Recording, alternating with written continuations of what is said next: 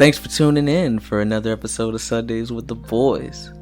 Episode 46, the season finale. Yeah. Thanks to a wonderful year. Thanks for tuning in to the final episode of Sundays with the Boys. Exactly. The last episode of the year. No more content for you fuckers. Yeah, live from my mother's basement. Live from our living room. My mother's basement. That sounds There are no basements in Florida. No basements in Florida. There are a few, but it depends on how the house is built. Either way. Anyways, this is Teddy. Mm-hmm. Nice to be back again. And live again. In live again, baby. Live again. It's Chauncey. And then we returning again for a week, which I did not know until 5 minutes before we were recording. I'm back. Becca, baby. Becca, Hi, baby. babies. Becca bike. And we bike. And we bite. It's been a great year. It's been a year. It's been a year. Yeah, I'll put it that way. Because, I changed that statement so many times when I came out my room. I was like, it's been a year. It's been a year. Something's happened. You know, we have survived.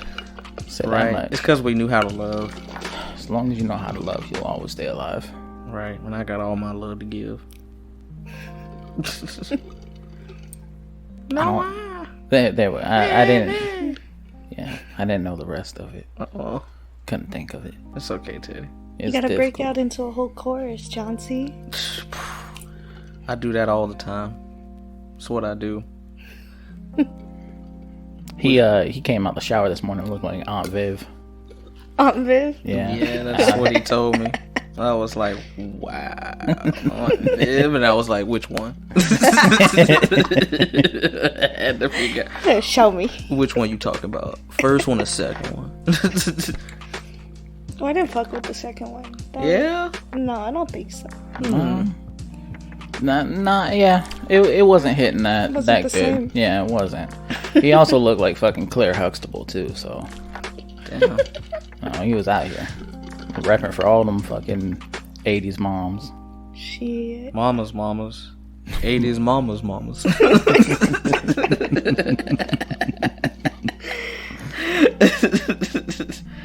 I'm sorry, man, Jackson. Yeah. Shout out to Johnny joining back again in the live chat. Johnny said something really nice to me this past week, and that was nice. He said that I sounded really good on the podcast. And right. He's sweet. He's like, I knew you were funny. I didn't know you was funny. That's what being sober gets you. That's what being How's sober. that going? It's still going. It's going horrible. It's going horrible. Fuck him. Chauncey doesn't like it because he's been getting shit on for the past week. Fuck him, bro. Johnny said, "What's up?" Oh yeah, what up, Johnny? What up, Johnny? Oh my god. But you've been ragging on Chauncey all week. I haven't been ragging on Chauncey. He's been speaking facts, but they just heard it. It wasn't even directed at him. It was directed at me. It was not. Yes, it was. You son of a bitch. Stop your lying. So what happened is the other day I got a call from my mom. My mom was like, "Hey, your sister's about to turn 18. My sister has autism, ADD, ADHD. You know what I'm saying? She can't really function by herself. You know what I'm saying? She still needs somebody to take her to work. She still needs somebody to like pretty much make sure that she doesn't burn down the house. And she's just a social person, so she wouldn't be able to survive on her own." Mm-hmm. And my mom was like, what if we get you a house and she lives with you, and then like y'all just pay us rent? And I'm like, nah. I kind of like my space. I don't even, like, I got roommates now, and I don't even want roommates now. And apparently that hurt Chauncey. That's not all he said, though. I don't know why he making it like that's all that's he how said, it started. Bruh. He said a lot more hurtful things than that, bruh. And it was like, foul. Like, I'm just getting shot up. Like, it was so What all did I say, Chauncey? Oh, man. Because I don't even remember me saying anything bad. Where's Sean at? I'm about to call Why you gotta call somebody else into your story? You ain't on the stand. Cause you know what I'm saying? My voucher. I'll remember all the hurtful things you said to me. You've been hurting me all week. Nah, man. The shoe just happened to fit. That's all it was. Nah, the shoes did fit. You was hurting me. It was a size 8 and it was snug. You was hurting me.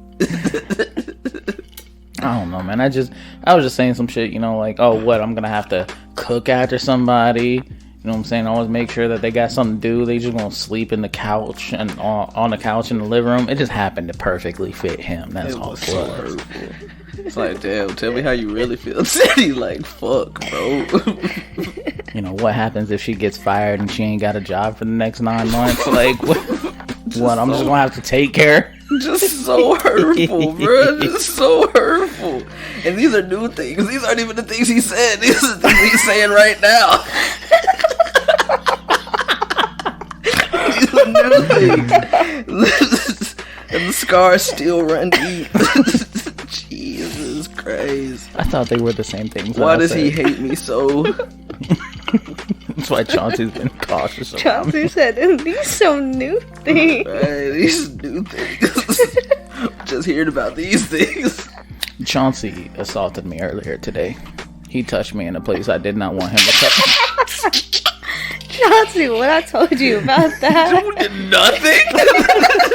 Like nothing. Chauncey, I was sitting here listening to the podcast, editing, recording, all that other fun stuff.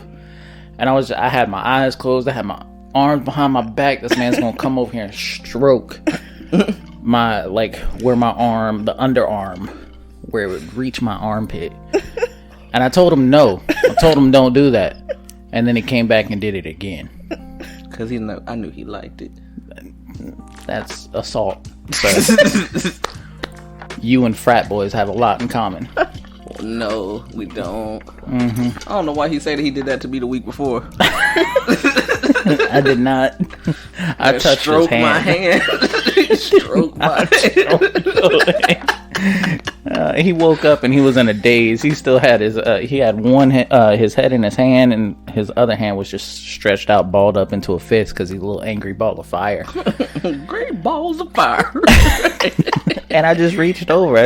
I wanted to hold his hand. That's all it was. I want to hold your hand. So I didn't stroke his hand. It was just that he got angry and pulled his hand back, and that caused the stroke of the fingers on the top. That's all it was. No. If he would have embraced it, there would have been no stroking. No, not embracing you. Fuck you, man. This is so mean. This is why he's not allowed to be happy. I'm not allowed to be happy? I didn't know what I was going for there, honestly. Like, what? This is why I'm not allowed to be nice to him. He's never nice to me. Teddy's never nice. I'm nice all the time. Teddy's been so mean this week, man. I'm such a wonderful, accommodating person. So mean. Tell me I look like a velociraptor. I did not. I said I wanted to get a soundboard, and he started making velociraptor noises. Ooh. I don't know why. Man's just weird. Emotional damage. Emotional damage. Y'all, a soundboard for season 2 would be very dope. Yeah. Mm-hmm. That's one of our plans. Mm-hmm. Even though we have a soundboard, just have to upload the sounds, mate.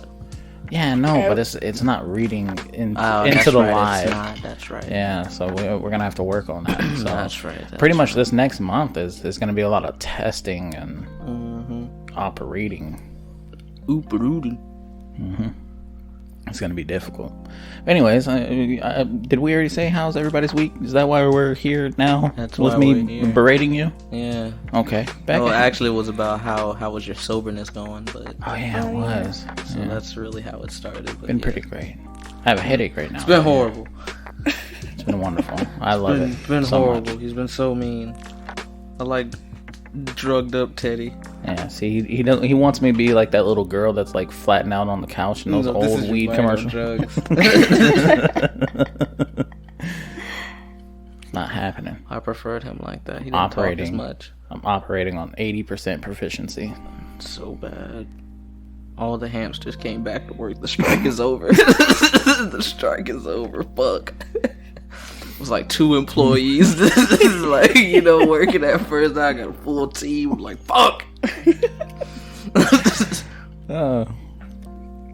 Anyways, Becca, how's your week been? It's been good. Just being the queen of procrastination and having to do a fucking full week of Christmas shopping and fighting off people. Yeah, no, that shit was not fun. Did you have to go to the mall? Fuck that. Please not. I would have to kill somebody if I went there. Not the mall. The mall is too chaotic during holiday times. Dude, it was wild. So I thought there'd at least be some stuff left over, whatever. And I went to 10 different stores, and all of them were just empty as shit. No Christmas bags, no like wrapping paper, anything like that. Damn, it's a shortage? Yes, dude. So everybody got a motherfucking stocking. All their gifts went into a stocking that I bought. It works. Hey, it worked. Right? It's the thought that counts. Stayed up till 4 a.m. wrapping them bitches. Jeez. Fuck them. Half wrap presents. 4 a.m. on Christmas Eve? Yes, sir. Wow. No, that's crazy. That's too much. My mom used to do that. Yeah. She used to only wrap the presents on Christmas Eve. That's horrible. I did not want to be up till 4 a.m. on Christmas Eve. Nah, man, you do that shit throughout the whole month. Break it down. Yup. Stop. Have a time. One time for Little Saint. One time for Little Saint. Oh my god, no. Not Little Saint. R.I.P. a real nigga. Don't feel too bad though. I got really drunk while I was wrapping presents, so by the time I was done, I was feeling good. Went straight to bed. Right. That's all that means. Woke up Christmas Day with a hangover though. No, it's good. I started drinking again. Started my day with mimosas. Yeah. Mimosas to started my day Gosa. with mimosas and 2 shots of Tito's. Oh my god. You can't get a hangover if you're still drunk. You can't. That part. You see where I'm... Can't barely get shit done if you're still drunk too. Exactly. That's why I say, like, you know. if you're sick, you know what I'm saying, take those 4 shots of NyQuil, because you can't be sick if you're knocked out.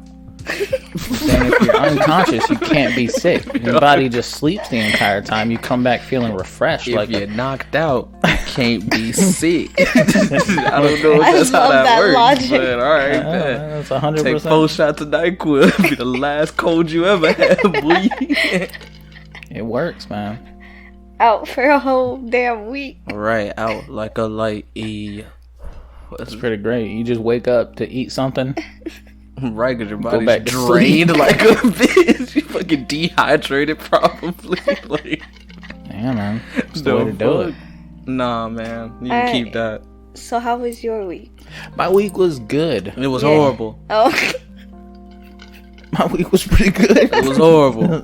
It was alright. It was, quite a few things happened throughout the week. You called me a bitch the whole week. No, I did. He did call me a bitch a couple times throughout the week. Quite a few. What happened? He was being bitchy though.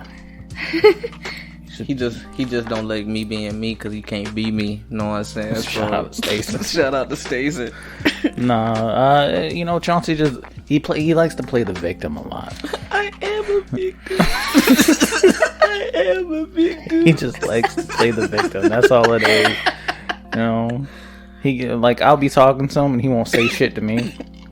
But whenever he talks to me and I don't say shit to him, I'm just some bad guy. He wants to sit over there, start muttering to him. So, all right, I thought we was having a conversation, Teddy.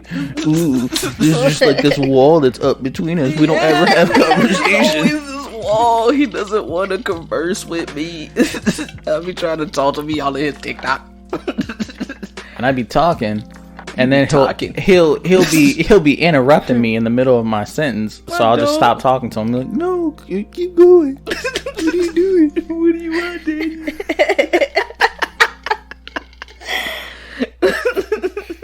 Fuck you. Learn how to not interrupt people. Jesus, I don't interrupt you. You interrupt me all the time. No, you do. Every single time. He's so mean. You hear him, guys. Read it and weep. Last episode of the podcast. You know how Teddy truly feels about me throughout this whole year.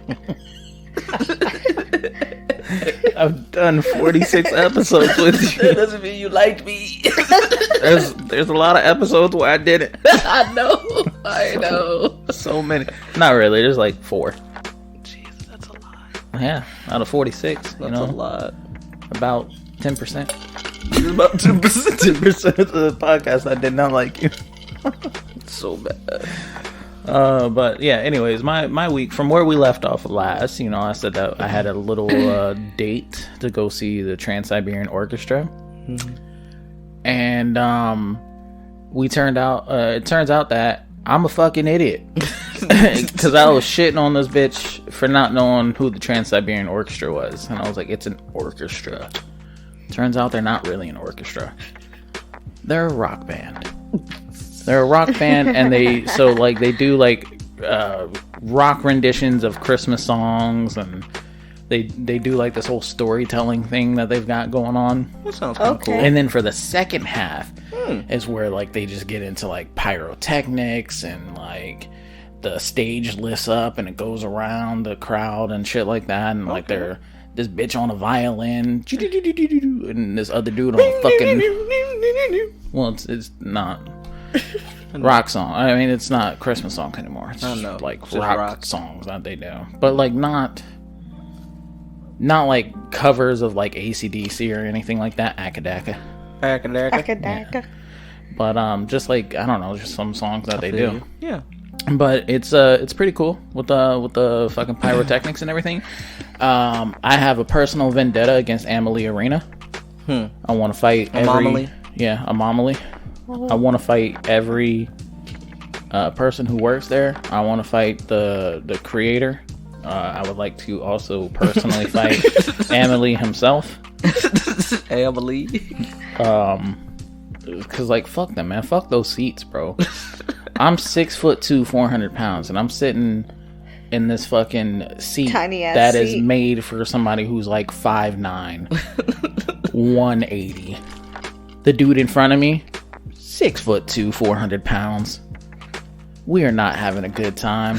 I can't even spread my legs out. His chest. My knees were like literally in the seat, already pushing the seat up, and then he has to sit down. So of course the seat's gonna come back some. I was not enjoying my time for 2 hours, 2.5, because they fucking said it started at 7:30. They didn't start till 8. All right, they got 30 minutes of people walking in and sitting down and all this other shit. Like, fuck all of them. If you say it starts at 7:30, fucking start at 7:30. They lied on your ass. They lied on me. His shins were fucked. My shins were fucked. I'm surprised they didn't come out bruised or anything like that. Because, like, the other thing is, there's a fucking built-in cup holder on the back of these seats. So it's not like I can twist and turn and, like, reposition my legs. Yeah. Because of that cup holder, you know what I'm saying? So, like, my knee is going to be in something no matter what. And it was difficult. Damn. But I made it. I survived. To hear it. Right. It's because he knew how to love. I told you, man. As long as you know how to love, you'll stay alive. Not an ounce of love in me that night. We had also we parked like several blocks away from Amalie, and on the walk to Amalie, I twisted my ankle. Ow! Yeah, completely twisted the fuck out of my ankle. Sad. And I was like, damn, man, shit. You know, this is how you know it's not gonna be a good night. Now I gotta go with this bitch who don't know what a Siberian Orchestra is. Coming from the dude who didn't know what a Trans-Siberian Orchestra was. Yeah, man. I need her to be better than me. Okay? So the bar has to be higher than what I'm at. You're fucking with damaged women right now. Oh, wow. Yeah, always. Always, Jesus. Oh my god. Ooh, shots fired. Yeah. Facts. Yeah, it's not ideal. You know? Nah, man, this is your whole Dom thing you got going on. This is Theodore. My Dominic Toretto thing. Pimp Mingo. Pimp Mingo. Know what I'm saying? Mingo. Yes. Taking advantage of all these girls' mental states. That's, wow. Don't make it sound like that. That sounds bad. That makes me sound predatory. You're not that bad. That sounds absolutely terrible. Shout out to Briera Edmond for liking the show. We appreciate you. What up, Bree? Shout out to Bree. Shout out to Bree. But that's the one thing I do want to talk about from last week's episode. Everything that I said in there, fuck all of that. Don't take that to heart. Don't go out here and start being aggressive to women. I'm not the person you should be taking advice from. Don't do that. I was just feeling myself last week. That's all. This week, not so much. I've been humbled. This man But talking all types of reckless, shit. You know what I'm saying? Tell them hoes who it is. Treat them like potato wedges. treat them like side dishes because they're not entrees. Like that's OD. You were bad last week. Not everyone's an entree. Okay. Not everyone is an entree. That is a fact. Right. I can agree with that. Mm-hmm. Sometimes you gotta. There are people out there who only eat macaroni and cheese, but macaroni and cheese is not an entree. It's not. But it do be bussin'. It be bussin'. It do be bussin' though. Back to Emily Arena real quick. No, okay. They also stole my shoe 3 times. What? Stole your shoe? They stole my shoe because the floor was so sticky. Oh my god. That I could not take a step without my shoe coming off. It stole my shoe, and then it stole my sock, and then I put back on my shoe, and then it stole my shoe, and then I put back on my shoe, and it stole my fucking shoe. I was not happy. I got up before everybody else, and I was the last motherfucker to leave.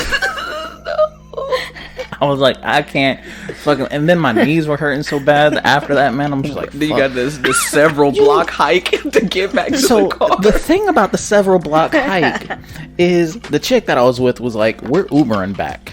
We're not going to walk back. We're gonna Uber back. Uber back to the car for Uber back to the what? car. It's a few blocks away. 7 blocks away. Dang, y'all really parked that far? Yeah. Dang, y'all had to park that far? We didn't have to. On the walk there, we saw so many open parking spots, and we were just like, wow, could have paid $20 here.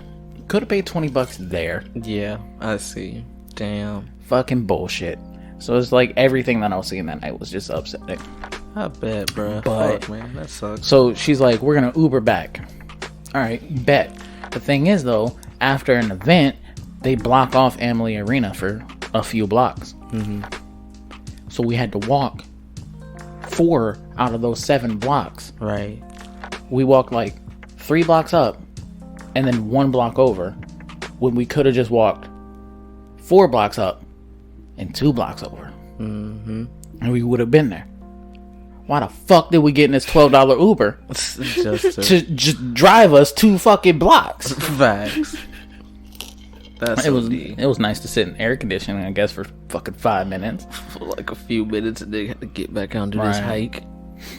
Oh no, he dropped us off at the actual spot. So. Oh, okay. Yeah. I had to piss so bad, though. I had to stop at a gas station. Not bad. It was tough. It was difficult. Did they do the thing where they made you put your phones in like a cell phone bag? Mm-mm. When I went to Joe Rogan, they made us. It was shitty because I love him, and like it was such a good show. But they made us put all our phones and watches in a sealed bag. Mm-hmm. That's crazy. And at so the you end, weren't allowed to have you have to have them open it.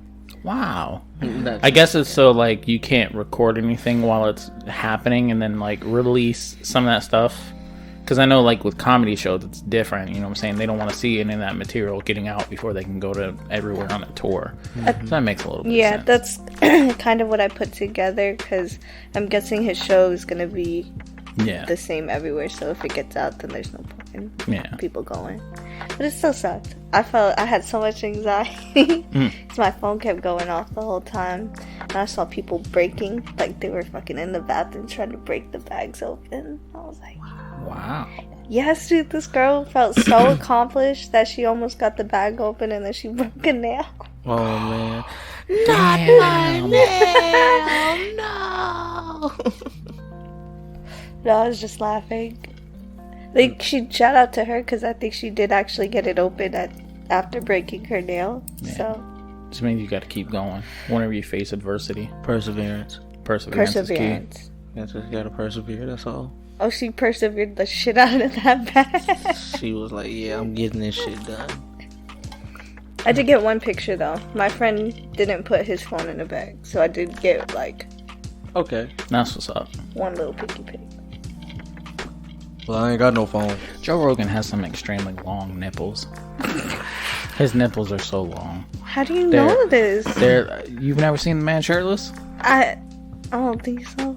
Yeah, man. Google like he. I'm gonna Google it right now. Google bitch, a picture of him working out, and you can see this man like doing like a fucking tricep dip, and his nipples are just fucking poking Joe out. Rogan shirtless. Just put in Joe Rogan nipples. I don't want to Google. I don't want to ask. Oh, you don't want to ruin your Google rating? No, this is what your Google score out there. I just don't want to ask my Siri that. Okay, wait. I got you. Joe Rogan's nipples. That's crazy, man. Like my Siri don't even want to fucking find it. They're like 2 inches long. That's boys, insane. Them boys are. This man is cutting ice with them bitches, boy. they out there. This boy They're out there. Ice. Oh wow. Yeah. What the fuck? Fucking long ass nipples, boy. Fucking long ass nipples. Oh man, That's what happens. Carving stone with the bitches. That's what happens. You start doing Brazilian jiu-jitsu, and you get long nipples. That's what happened? Yeah, you lose all your hair and you get long nipples. Not what happens. He is so making this up. It's all them years of Fear Factor and eating cockroaches and shit. I didn't know he ate any of those. Chauncey, look at this shit. Yeah, man. You could hang Christmas ornaments off them bad boys, Could have man. a Christmas ornament on the bitches. Bro. Look at that, boy. Whew. Oh, that's a great picture. Sucking on that bad boy like This a man is lollipop. fucking juicing oranges on the bitches. Right, man. What? Boy got a nussy. He got a nussy, a nipple pussy, a nussy. Oh. Boy rocking around with the nussy. Yeah, man. Now you're fucking bitches with his nipples. That's insane. The things are big though. I can't front. I was not expecting Shit, that. man. Not expecting I was that. not expecting that. A lot of people just out here thinking that Joe Rogan's, fucking the perfect man. Nah, man, he got No, big ass he's not. nipples, man. Big ass nipples. That's scary. What do you do with those? Ice carvings. You get them sucked on? Probably. Probably does how get they 'em got sucked. Probably like does. that. I don't like my nipples sucked on. Yeah. Yeah, whenever I had my nipple piercing, women just thought that was an open invitation to start sucking on my nipple. It's not. Get off my nipple. I know it tastes like pennies. Get out my nipple, bitch. You had your nipple pierced? I did. I wanted it up. Yeah. I could probably still He gave pierce up the it life of the naked again. hustle. Yeah. So I'm a stripper. Hey, and This is my life. I got bills to pay. That's all I got in me right now. We'll get DMCA. So I twist and shake into my body. But damn, I thought I was about to say something. Can't remember. You were about I joined a new Facebook group this week. Okay. Yeah. to do, or what is it for about? I don't know. It randomly popped up, and I was like, "Yes, I'll press join." It was called Clown Girl Honkers. Clown Girl Honker. Yeah. Is that Can like you pull up that Clown page? Girl Titties? Yeah. Like, It's not Clown Girl Titties. Apparently, it's just a group of women who like to dress up as clowns. What? And Teddy, what? I don't need judgment right now because it's gonna get a little bit worse. No. I didn't know I had a fetish until I found this page. oh yeah. Yeah, man. No, you like your clown girls. I like my clown girls. Yeah, man, You some know, clown girls be loved. it's called Clown Girl Honk Heaven. Honk heaven. Oh, okay. Yeah, man. So you just got women dressed up as clown. Jesus. Oh. That's crazy. Oh my fuck. Jester Yeah. like and all that. Which means I can go ahead and cancel my OnlyFans subscriptions. I got this for free. Yeah, the subscription to Clown Honk Heaven. But Clown Girl Honk Heaven, man. You know what I'm saying? I just want to be somebody's mime. That's it. That's it. Yeah. Just want to I ain't gotta pantomime say fuck shit. a bit. I don't know about any of that, Chauncey. What do you always say some off the wall shit? Pantomime fucking. Always off the wall shit. Yes, of course. Pantomime fucking. Yeah, man. You're pretending to fuck her and she's having an orgasm fakely. Well, it's real to her. You just ain't doing nothing. I don't know, man. It's like you're fucking the ghost of her. Ghost dicks. Ghost vagina. You have the. Well, she is. I'm fucking her with my ghost dick. Yes, you're fucking her with your ghost dick. Yes. It's like astral projection. Yeah. you gotta put on an astral condom for astral protection. Astral protection. Yeah, man. Anyways, I saw that and I was like, man, okay. Some of these clowns look nice. I was like, this is very weird to me. I don't even like clowns. I don't understand why people don't like clowns. They're just trying to do their job. They are just trying to do their job. I don't give a fuck. Like imagine walking into Walmart and be like, I'm afraid of greeters.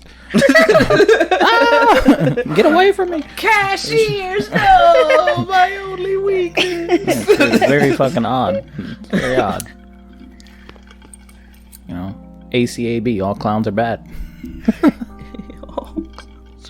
All clowns are bad. No, they're not. They're not. They're wonderful people. They're nice people. No. We know a few people scared of clowns, but it's okay. No. No. No clowns. No clowns. No clowns. You know, they just do their thing, man. They go around honking. You know, quack, quack. Yes. They can go ahead and do that, but You know not what I'm on saying? me. With They their might get punched. Nice little circus music in the background. No. Circus afro, polka dot afro. Madagascar. That's my favorite part of the movie. So yeah, man. I have no problem with clowns.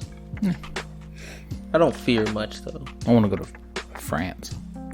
France? Meet an actual French mime. I don't know why.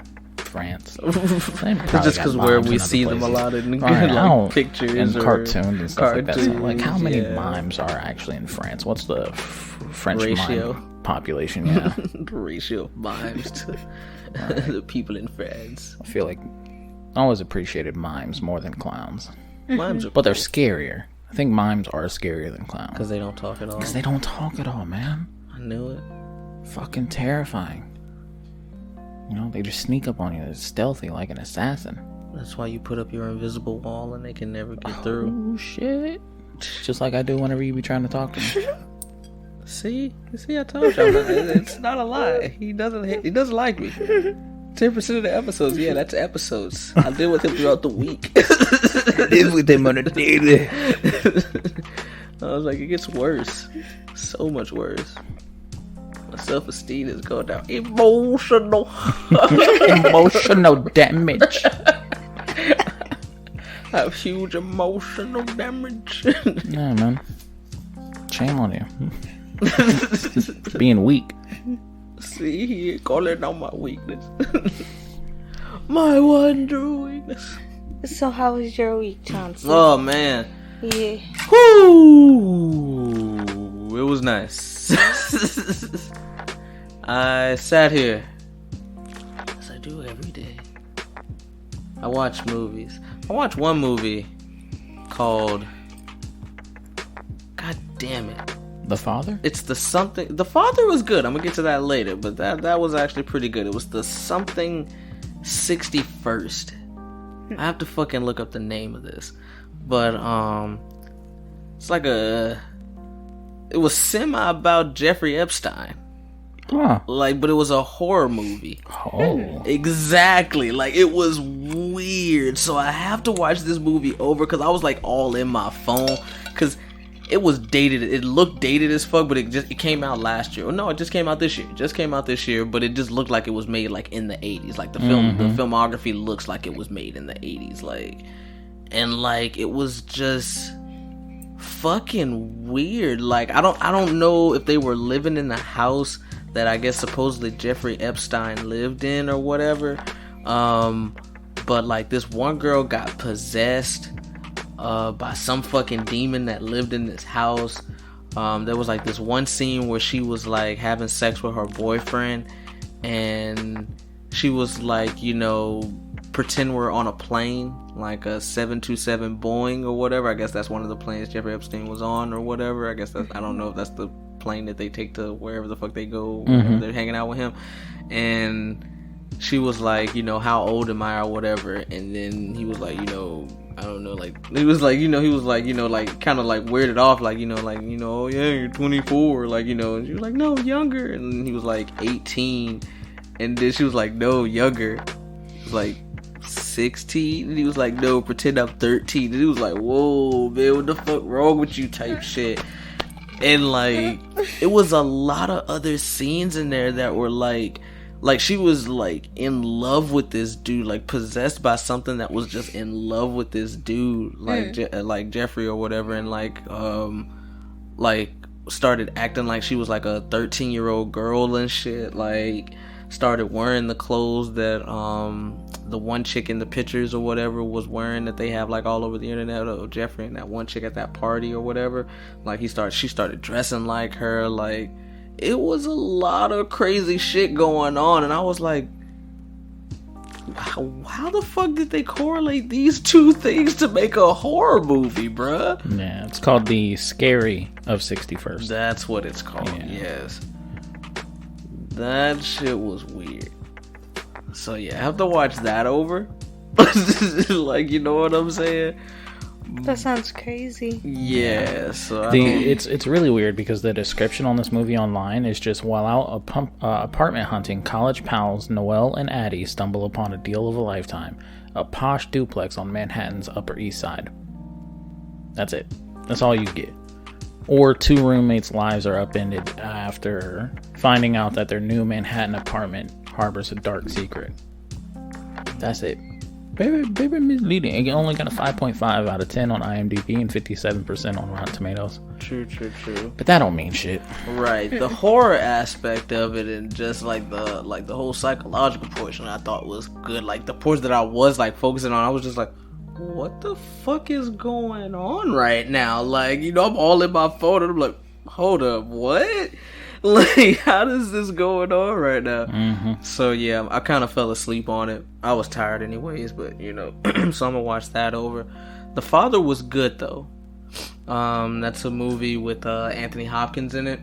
I don't really know who the other, well, I've seen a couple of the other actors, but I just can't think of their fucking names. So Anthony's more anything about Anthony Hopkins though. He plays an old man. Yeah, plays an old man who lives with his daughter. He's suffering from, I assume, which is like dementia or some form of like memory loss, or like his memories are like getting all mixed up and jumbled up, so he's believing things that aren't actually taking place. And they got me a couple times because I was like, hold up, that's not the same person. And I was like, oh shit, I'm fucked. So I guess like he starts developing some form of memory loss.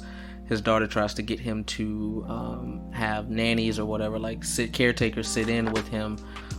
He fusses and fights with all the nannies because he's forgetting things on his own, but he's blaming it on them, like they're stealing things from me, shit like that. You know, it's typical shit because, you know, he's just forgetting.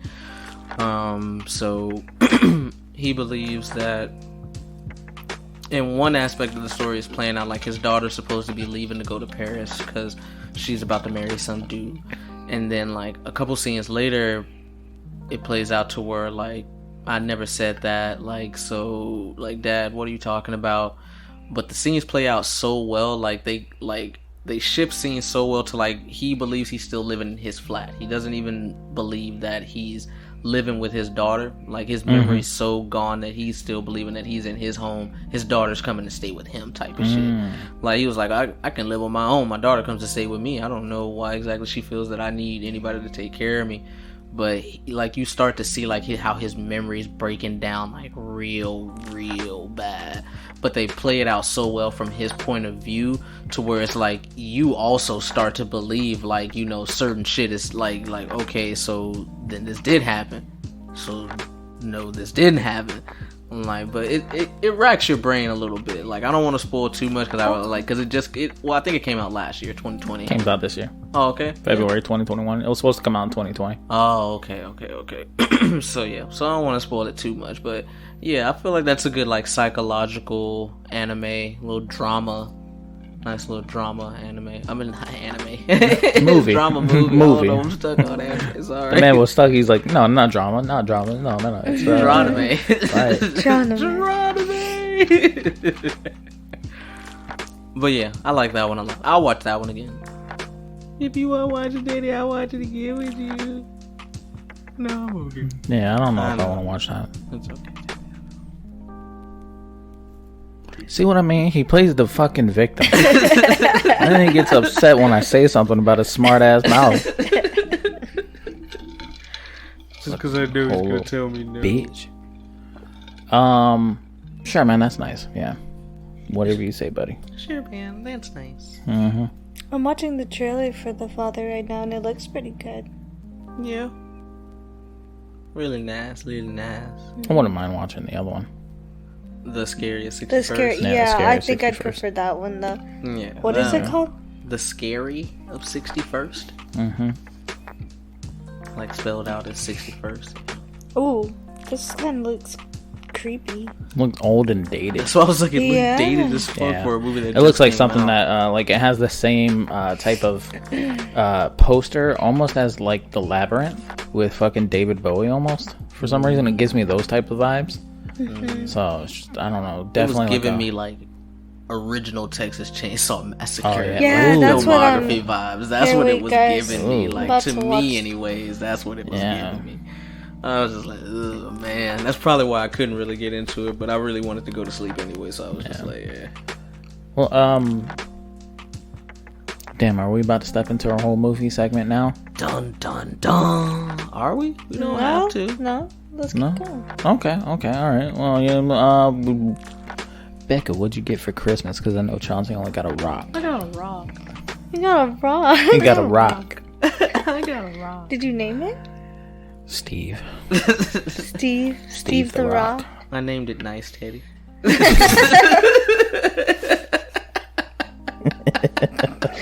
I actually love that so much. This rock won't beat me. Right.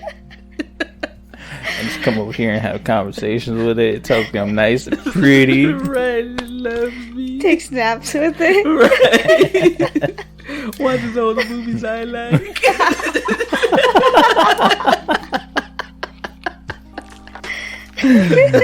Smokes with me. Smoke with me, Teddy. Nice Teddy. No. There was one day where I was in my room and I was just like laying in my room and this man's out here calling for me. He's like, Daddy, come smoke with me. It was months ago.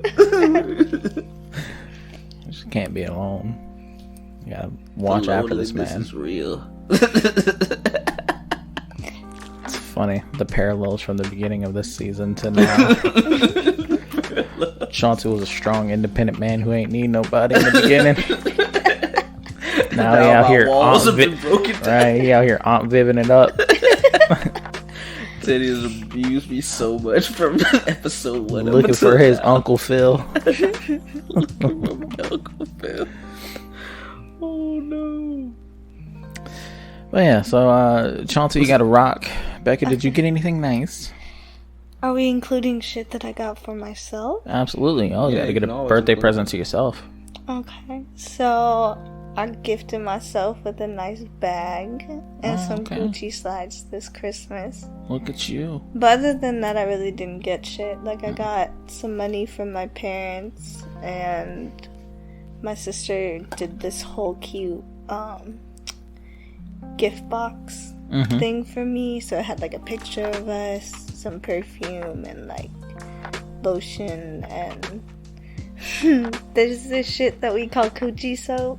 It's really like a body soap, and But you that's just just what use we it call it for the 'cause it's from- exfoliation. Yeah, because it's from Vietnam. Oh. So, like, we didn't know what else to call it. So that's what we call it. And we both put like one of them in each of our gifts that we gave to our closest people this Christmas, and I thought that was so funny. Oh wow. Yeah, because I think I gave one to her too. Everybody get coochie soap. Yeah. Coochie soap. Ooh, take some coochie soap. And then other than that, I just got a couple little things from my nieces. That's nice. Yeah. What about you, Teddy? I got a ticket to go see Gabriel Iglesias whenever he comes into town He's next coming month. to Emily, right? He's coming to the Yingling Center. So the Sun Dome. St. Pete? Then? No, like USF. Oh, okay. Yeah. So he's coming to town, I think January 28th. So I got tickets to go see that. My sister bought me a nice little tapestry, wall tapestry. And she also gave me a little heartbreaking note. It hurt. It hurt me. Yeah, it made me feel like not a good brother. For real? Yeah. Damn. That's when I got humbled. Dang, for real? Yeah, it was pretty much just like, I love you so much. I always look up to you. I feel like we don't talk enough. I want to get to know you more and build our bond together and see what we can have. And I'm like, wow. Like 16 and a half years, and she just feels like she's never built a bond with me, and that hurt, man. Yeah. That does. That was tough. She's always welcome to come over. She is. She just doesn't have anything to do though. Every time she comes over, I feel like she never has anything to do. She's trying to get to know you, bro. Talk to her. I don't know how to talk to people.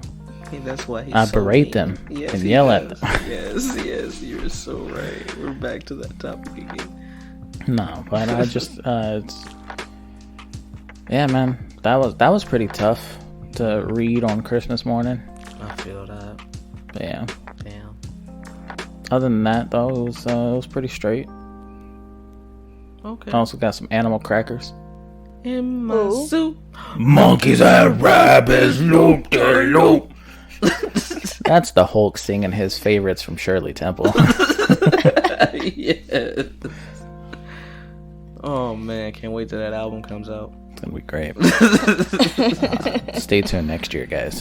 Facts, man. We're gonna have a bunch of hits. Right, the Hulk is at least. Yeah, the Hulk's gonna have a Hulk's bunch gonna of have hits. he's gonna be coming out with a Christmas album. Right, and as well as a nursery rhyme one. Yes, The nursery rhyme one has been well overdue, but well overdue. well overdue. Damn, I really don't think I got anything else. I want to say I did, but I can't remember. Loop, loop. I don't know. I just got this stocking over here with Kit Kats and like got some homemade. They're not homemade, but they're like the butter cookies, I think, in there. I didn't really look. That's nice. Yeah, Christmas wasn't popping this year. This year was tough for the people. Long family over here. It's pretty much tough for everyone. Yeah, You know, it was. you know. Still in a Patricia. Yeah, still in a Patricia. Still in a Could have Patricia. did so much better if it was 2020. Shame. The lockdown helped out so much. Lockdown did. Lockdown helped out so much. Going back into another lockdown 2022. I hope, man. Got my fingers crossed on it. Man, that's gonna delay movies though, Teddy. No, they're gonna come out. No, they're not. They're gonna be pushed back. That's what I'm saying. They're gonna be pushed back. I don't know. HBO Max might release theirs on HBO Max. No, they're just gonna delay the theater release. I don't know, man. We'll see. I know. Test it out. It's up in the air, you know. So we'll see what happens. Speaking of theater releases, I really don't have anything much else to talk about, guys. Oh, don't say that. Outside of like, you know, what we just talked about. I guess no. Yep, don't have anything. I guess. Yeah. I will say, being that this is our last episode, you know, for those listening in Podbean, Johnny, and so on and such forth. As well as the people who will be listening to this on next Sunday. Yeah, sure. We will not be going live on Podbean for season 2. We'll be on Twitch, and we'll probably have a Discord server up. So, shout out That'll be cool. to that, just to give everybody a heads up. So I think it's gonna be tough to try and migrate the people over from one platform to another, but I think we can work it.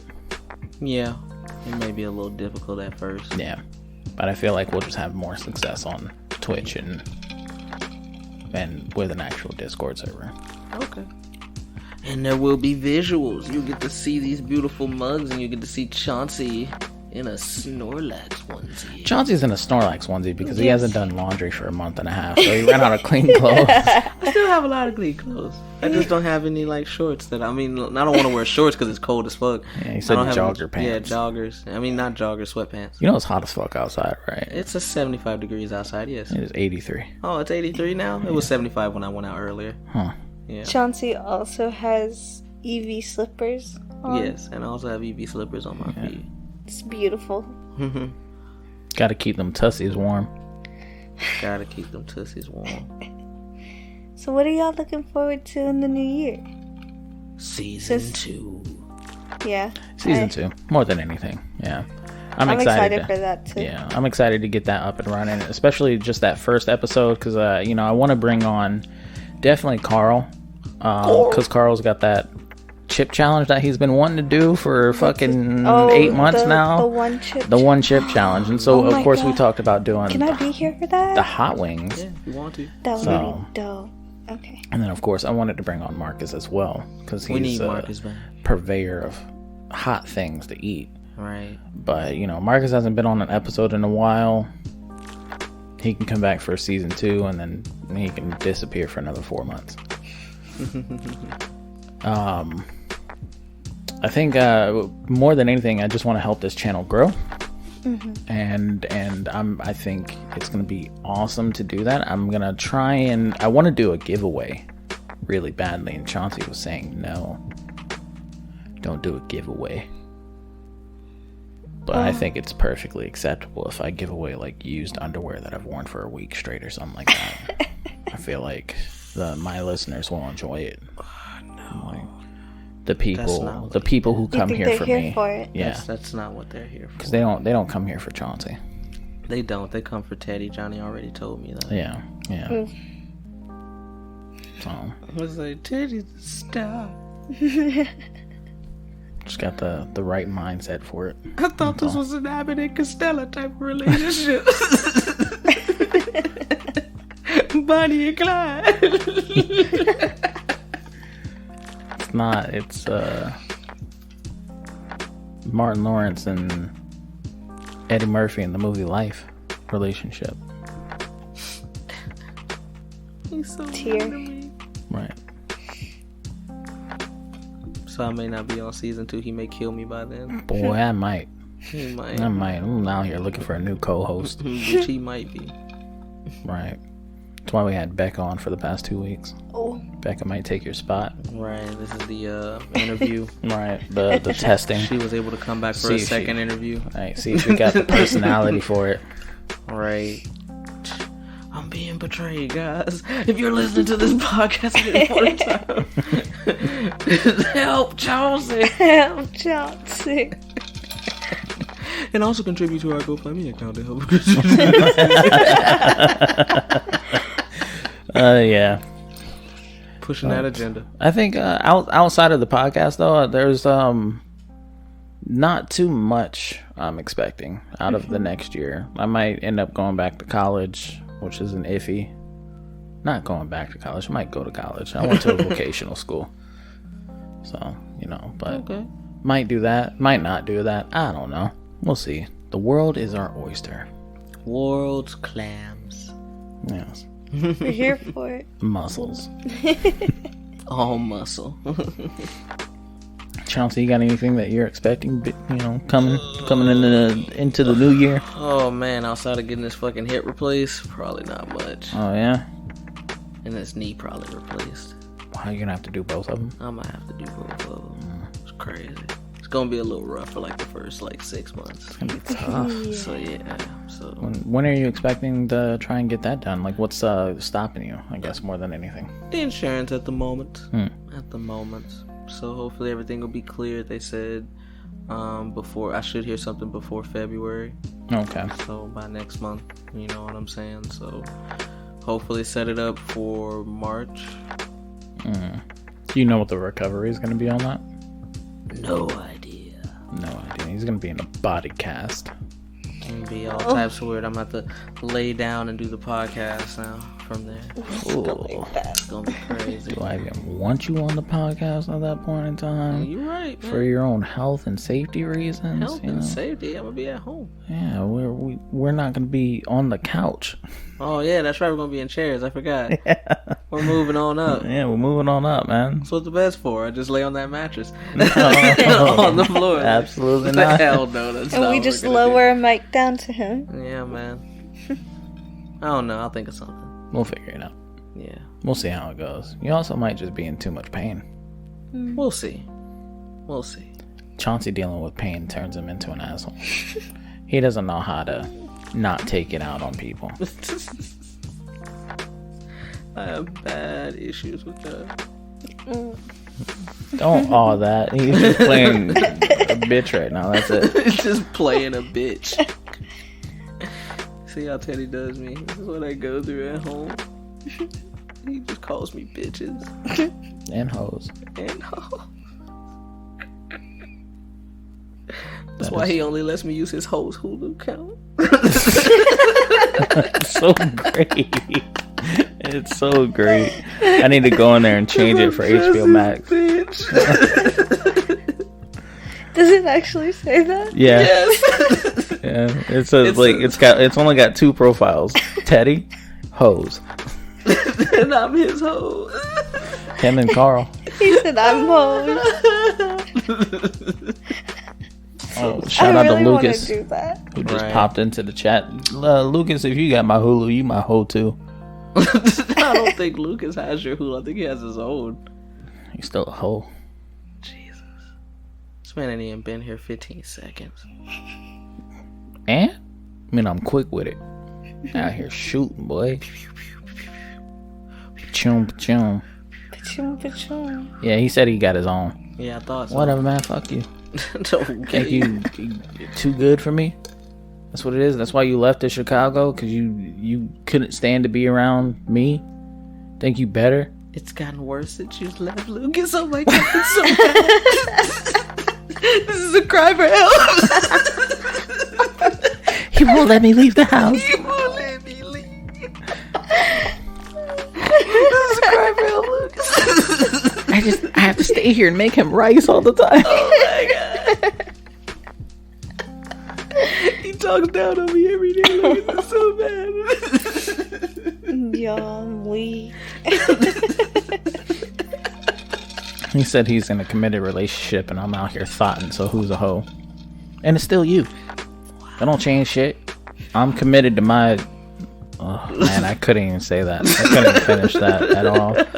My mom asked me who I went with to the Trans-Siberian Orchestra thing. I was like, I thought. somebody I was talking to, but not really talking to. Not talking to him no more. No.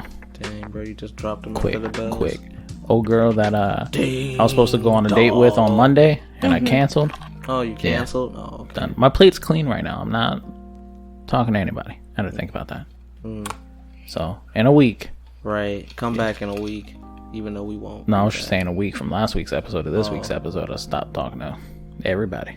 It's crazy. Gotta move fast out here, man. We're in 2021. It's because the aggression. 2022 oppressing, coming up, He said he's coming for the box and leaving with his dignity. Yeah, man. It's And cold leaving boy you winter with your out here. Sorrows. Is that a song? I don't think so. Huh? I don't think so. I don't think that's a song. Yeah. The guest is Becca, baby. Huh? Yeah. Vix Becca, but not Vix Becca. Vic's Becca, but not Vic Becca. It's crazy that we have to do that. The one that's also friends with Sasha, but not that same one that's friends with Sasha. Right? They both mess with Sasha. It's crazy. This paradigm shift. Right. It's crazy, man. The smaller one. We got a variant Vic living in the same universe. If It's it's so Lucas, crazy. you could tell him the one from Desi's house. The one Didn't from he He's aware. You just did. You just did. Oh, yeah. You're here. You're here. You're here. You live. We live. Lucas, did you watch The Matrix yet? Why would he? Why would he? But I Why ain't. would Hey, he? man. I watched like half of it. It was pretty good. It was pretty really decent. long. It was Yeah. long. It's only 2.5 hours. Why does everybody keep saying that? It wasn't long the second time I watched it, but it was long the first time. Mm-hmm. That first watch through was like, it felt like 4 hours. It's a Becca brigade. It's It's a Becca. Yeah, that's what he said. a brigade. Y'all, But- my vision is so shit. I can't even read the computer It's screen. because you got them long ass eyelashes on, girl. Can't see shit. I'm Looking trying through to a fucking pretend like forest. I could read it. Right, eyes is like paper thin open. Trying to read between the lashes. Right.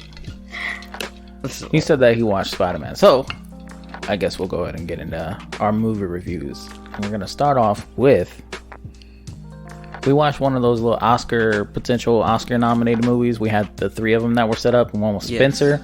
One was Belfast. The other one was Come On, Come On, starring Joaquin Phoenix. Joaquin. So the movie... It's different. The movie is about Joaquin Phoenix, and he pretty much goes around and interviews little kids to get their perspective on everything. Like, just ask them questions like, how do you feel about adults? How do you feel about the future? And their whole reasoning for doing this is, one, I guess they have like a podcast or a channel or something that they do this for. Right. And they kind of want to bring kids into the limelight, make them feel special, you know, and just get their perspective on everything. So he is doing that, and then his sister ends up calling him and says that she needs his help to watch his nephew for a little bit. I think it's really only a week long, isn't it? It seemed like it was longer than that because they went to New Orleans. They did went go to New Orleans, they went yeah, To New so- York, they went to a few places. Yeah, so it was a I wanna little bit say, longer. It was based off of due to the health of her ex baby daddy. yeah, baby daddy or whatever, mental state crash, and she basically taking care of him for a while. She wasn't able to watch the son as much as she needed to, so she had Joaquin take over for a little minute. And it's basically just about them getting to know each other, Getting to know each other and bringing that semblance of the movie has a very good way of doing dialogue to where it just seems natural. Yeah. Very, very natural, as if you were actually just speaking to somebody. But the kid is like a little fucking asshole, Yeah, basically. but not really. Like, he's not like mean or anything like that. He's just a playful kid more than anything. Mm-hmm. And he's he doesn't have any friends, so I don't know how to explain it. He's not like he's just weird in a way that's not like bad weird. Weird. Yeah. Okay. Like, he gets along more with adults than anybody else. But they're pretty much having to just hang out with each other every day for, I don't know, probably about a week and a half, something like that. And it's just a really nice dynamic viewing of seeing these two personalities exist, and they teach each other things, on, I guess, how to be better people in a way. Yeah. Basically, that's pretty much what I got from it for the most part. Yeah, because he's like in his 40s, or how old Joaquin Phoenix really is. I don't know how old he's playing in the movie. And then the kid's like, 12 years old? Yeah, the kid's somewhere around there, like in between 10 to 12. Yeah. And, Joaquin Phoenix has a few things that he's going through. He went through a divorce that he's just never talked about. He's never actually talked to his sister in years. He's the type of person who bottles up his emotions. He doesn't speak about things. So it's kind of weird going to all these kids and asking them all these questions, but you're not even being open with yourself. And the kid kind of brings that up. And meanwhile, at the same time, the kid is also going through his own way of sheltering and holding his responses back and acting out in ways that he typically wouldn't. So they help each other grow. It's also shot completely in black and white, which I think is a lovely way of doing it. Yeah. I think it just, there's a certain way that they did it that just kind of makes it feel like you're not focusing on anything else outside of these two characters. And it's really, really good, but I don't think I would say Oscar nominee or Oscar worthy though. Yeah, I don't think so. okay. But I feel like it could be. I think it's the better out of the three. It is the better out of the three, definitely. Spencer, trash. Belfast, Trash. outside of the scenery and how the set Yeah. was done in Belfast, pretty much. So yeah, okay, yeah, I guess. What do we watch after that? Well, are we going into Spider-Man? Because I don't really have much to say about Come On, Come On. That was it. That was it. That's I just really wanted pretty much it. I wanted to bring that up because we've talked about it on our past episodes. Right. So yeah, you were ready to thwip into Spider-Man? Thwip it, baby. I'm ready for Thwip it. it right. Let it thwip. Thwip it, baby. Thwip it all night. Thwip. Anyways, Spider-Man No Way Home. Johnny, step out now. If you're still here. If Johnny cares. Just give it like 5 minutes, Johnny. You know how we get sidetracked. We'll be talking about something else in a minute. Yeah, we do have Encanto coming up as well. We do Lucas. have Encanto coming up, yes. So. But fucking Spider-Man No Way Home. The hype was there. I felt like it hit everything that it needed to. Of course, now breaking spoilers, fucking all three Spider-Men are in it. Facts. You've got, of course, Willem Dafoe, fucking Albert Molina. Mm-hmm. Alfred Molina? Alfred Molina. Alfred Molina, yeah. Yes. Yeah. Is it Alfred? Yeah, I Yeah. think so. Yes. We are correct. But it had every single Spider-Man, didn't it? Yes. Yeah, I had all three Spider-Men. So you got Andrew, Toby, Tom, Blip. And I think, though, overall, the movie was really good. Of course, we know exactly what's going on with this movie. Spider-Man doesn't want everybody to know that he is Spider-Man. He botches the spell from Doctor Strange, which causes anybody in the multiverse to know who's that Spider-Man is Peter Parker to start breaking through, which then brings in Green Goblin, Sandman, Doc Ock, Lizard. Is it just Lizard? Is it Lizard. Dr. Lizard? Lizard. Just Lizard. The lizard. The Lizard. So lizard. Don't forget that What tree. does he look like? He looks Lizard like a man. lizard. Yeah, he looks like a lizard. He's a lizard man. A Lizzie? A lizard. A Lessie. Not a lassie. Yeah. But how do you feel about it, Chauncey? I guess. Feel like it hit everything that you needed it to? Well, I spoiled it for me in advance, but You you did. know, I attempted to hold out, you know, but I don't really care. Spoilers don't really bother me. I thought it was good. Like, it could have just like how we talked, like, you know, out offside or whatever. Like, it could have just been a Tom Holland movie, and it would have been great. Yeah. Like, you know, like, it wasn't necessary. Like, they didn't really necessarily need to bring the other two Spider-Men in. Like the weight that movie had just for that version of Spider-Man was enough. Like, you know what I'm saying? Like seemed like true consequences was taking place. Like, you know what I'm saying? Like, Yeah. And that's pretty much what Willem Dafoe was trying to show him. Like, you know what I'm saying? You can't have your cake and eat it too, fam. You know what I'm saying? Like, you know, there's gonna be consequences. Like, you know, to no matter what you do, bro. Welcome to the real superhero world. Exactly. Where, like, you know, shit's gonna start getting fucking muddy from here on out. Exactly. Like, you're gonna get older too, bro. You're gonna be fucking with some niggas that just don't give a fuck. I think that's why they had to bring in the two Spider-Men. Because if you didn't bring in those two Spider-Men, we could have seen a very dark turn for Tom Holland, and you could have had a whole movie based off him being dark and coming to terms with, you know, whatever's happening. But they had it resolved in one movie because they had two experienced Spider-Men. Right, that went were through like, that hey. already. Yeah, exactly. And then there was fucking Lucas brought it up over here. Willem Dafoe beat Spider-Man's ass, Tom Holland's ass. Nigga, what, that fucking Batista bomb, Right. and then that suplex, boy, through the floor. 30 floors. So, I don't know how high they was off the ground, but like 30 Yeah. floors, yes. That shit had to hurt, man. And Tom was not pulling his punches there, boy. He was trying to fucking punch the shit out of Green Goblin. He was eating that shit. Smiling. Face ass. Stop trying to hit me and hit me. Yeah. Fucking, it was great though. I loved the movie. The whole scene where Aunt May was dying, fucking Chauncey can tell you, I was sitting right next to Chauncey the whole time. I'm like trying to hold back tears, and I'm just like praying to Stan Lee, and I'm like, please don't let it happen. Don't let her die. Don't do that. That's just so. Oh man, that hurt. It hurt a lot. Yeah, I wasn't expecting Aunt May to die. I'm like, damn, my boy ain't got nobody now. Like, we don't have an Uncle Ben. We already assume he's dead. Aunt May is gone. Nobody remembers. Aunt May is the Uncle Ben. I know Aunt May's technically the Uncle Ben. I know that's why she's a great power, great responsibility type of chick.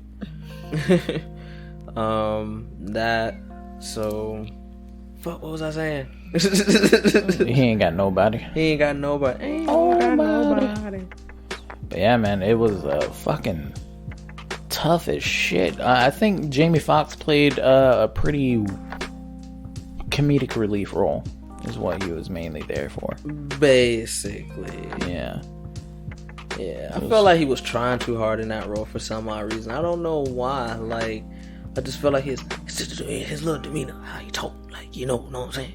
I don't know. I just felt like trying to be cool, right? Trying to be you cool weren't as fuck, you weren't the nerdy dude in the beginning of Amazing Spider-Man 2. You're a whole different fucking person now. Right. I don't know. I didn't feel that much for his acting in that one. Yeah, his character, how they did him, good, yes, great, yes, very good. Mm-hmm. Lizard didn't have no screen time, or Dr. Connor, as he's properly known, he didn't really get no screen time. He was really there just to be there for the final moment. Kinda, yeah. He was locked up the whole time. Pretty much. Sandman wasn't really doing shit either. Yeah, Sandman wasn't there to do nothing. He just wants to go home. He just wants to go home, and he ain't trust Tom Holland. Right, he didn't trust him, bro. I don't blame him. Right, you know what I'm saying? You a whole different universe. I can't trust you. Right. Well, I mean, compared to Toby, you not as happy and helpful as Toby was. Facts. Toby had a sense of sincerity. You right. So there's that. Yeah. But the interactions with the Spider-Man, I felt like could have been longer.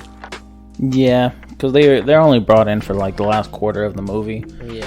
And it was nice, but it was 100% fan service. That's all it was. Right. It was like, just felt rushed. Felt like everything that they were saying was just something that anybody who was writing a fan fiction about it would have wrote. Basically. But I think it was still good. Yeah. My favorite part still is Toby telling Andrew that he's amazing. Well, you're amazing. you're amazing. Yeah. No, bro. You're amazing. Don't do that. You're amazing. I just seriously want to get that as an audio and listen to it every day in the mirror. It's going to be my daily affirmation. Calling back to Toby and his back problems. Right. I got this in my back. Mm-hmm. My boy old as shit in that movie. Mm-hmm. Yeah, basically pretty much everything that everybody thought of was going to happen in that movie pretty much did. Like, they made reference to how Toby, he makes his web in his body. Like, he doesn't have to, like, create webbing, like, in a lab, like, that was referenced. They did the whole Spider-Man pointing thing, when Ned was like, Peter, and like, Peter, like, which one you want? It was like, Parker, same person, like, you know what I'm saying, Right. They kind of did that, so that was kind of cool. I like how they also hinted at the Ned being the Hobgoblin thing as well. They were like, oh yeah, he killed his best friend and blah blah blah and this and that, and then he's like, Peter, I would never kill you. Right. I would never be your villain or something. I'd never be a villain. I'd never become a villain and hurt you. Right. I think is what he said, which was pretty dope. Yeah. We got to see Andrew Garfield redeem himself with that Mary Jane catch. Yes. Or that MJ catch. Gwen Stacy catch, but MJ catch for Gwen Stacy. Yeah. So yeah, Andrew redeemed himself. He didn't kill her. He didn't yak her neck off. Right. You know what I'm saying? Like, fuck that recoil, bitch. Jesus. That was a hard-hitting death scene. But she was already like a centimeter from the ground, though. Like a couple inches off anyway. So when he fucking yanked that shit, she still smacked her head on the concrete anyways, even if she didn't yank her neck. Like, either way, she was dead. Like, so he did get to redeem himself. I do wish they would have did that in slow-mo. In slow-mo, and I wish it would have been like a little bit bigger of a thing whenever he actually caught her, and she was like, "Are you okay?" I wish it was like a flashback scene, like him like trying to reach down and save her. Like, as he's looking down, he sees it being like Gwen Stacy or whatever. Like, you know what I'm saying? I wish they would have did something more like that to make it a little bit more heartfelt. Because his crying felt like it was just out of place to me. Yeah, I felt like his crying was out of place. Tom Holland beating the dog shit out of Green Goblin on the end. Boy, if Green Goblin ain't dodged that one punch to where he like flipped over and like fucking punched a hole in the shield, the metal. That nigga would have had a hole in his ass. Dead. A hole in his ass. I like how like Tom Holland suplexed him back. Like that shit was ugly though. I didn't like the way the animation. I just thought they did that shit kind of ugly. Like I just felt like it just didn't play out as smooth as it should have. That's just how I feel. I thought it was still pretty good. That's just how I feel. It was the background animation that I didn't like. That fucking whole CG sky, New York skyline thing. I thought that shit looked terrible. Yeah, that shit did look terrible. And then they had they did have the nice little Easter eggs like Rhino, in the sky. Being in the sky, Scorpion. They also confirmed the dude with the staff was Kraven. It's crazy. So that was pretty cool. Like I was pulling in everybody from the multiverse about that. Becca hasn't seen it. Lucas asked what was Becca's opinion on the Spider-Man No Way Home. So she hasn't seen it. So. Yeah, I'm still out here pretending like I can read. Zayna entered the group as well. Shout out to fucking Zayna. Yeah, shout out to Zayna. We went to go see No Way Home with her. Zayna, I am so sorry because that whole night I was calling you Zeta with a D. That whole fucking night. I don't know if you picked up on it or not. But I apologize from the deepest bottoms of my hearts. His hearts is the bottoms of his. All twos of them. Y'all, do you know that Spider-Man movie made over like 271 million? Yeah, I think in over a weekend. Yeah, in a weekend. Big. The best opening night for a movie. Early opening night, I think. Yeah, since post COVID or whatever. Yeah, post COVID. Yeah, because Endgame still takes it. Facts. Or Infinity War. I can't remember which one. I think it's Endgame. I want to say it's Endgame. Yeah, one of those. I know out of highest grossing box office weekends, it literally is Infinity War, Endgame, this No Way Home. Right. Until Avatar 2 comes out. I'm excited for that one. Fuck that movie. No. Hello, man. We like blue cat people. Blue cat people that fuck with tail. Fuck with tail connection. They like USB. USD.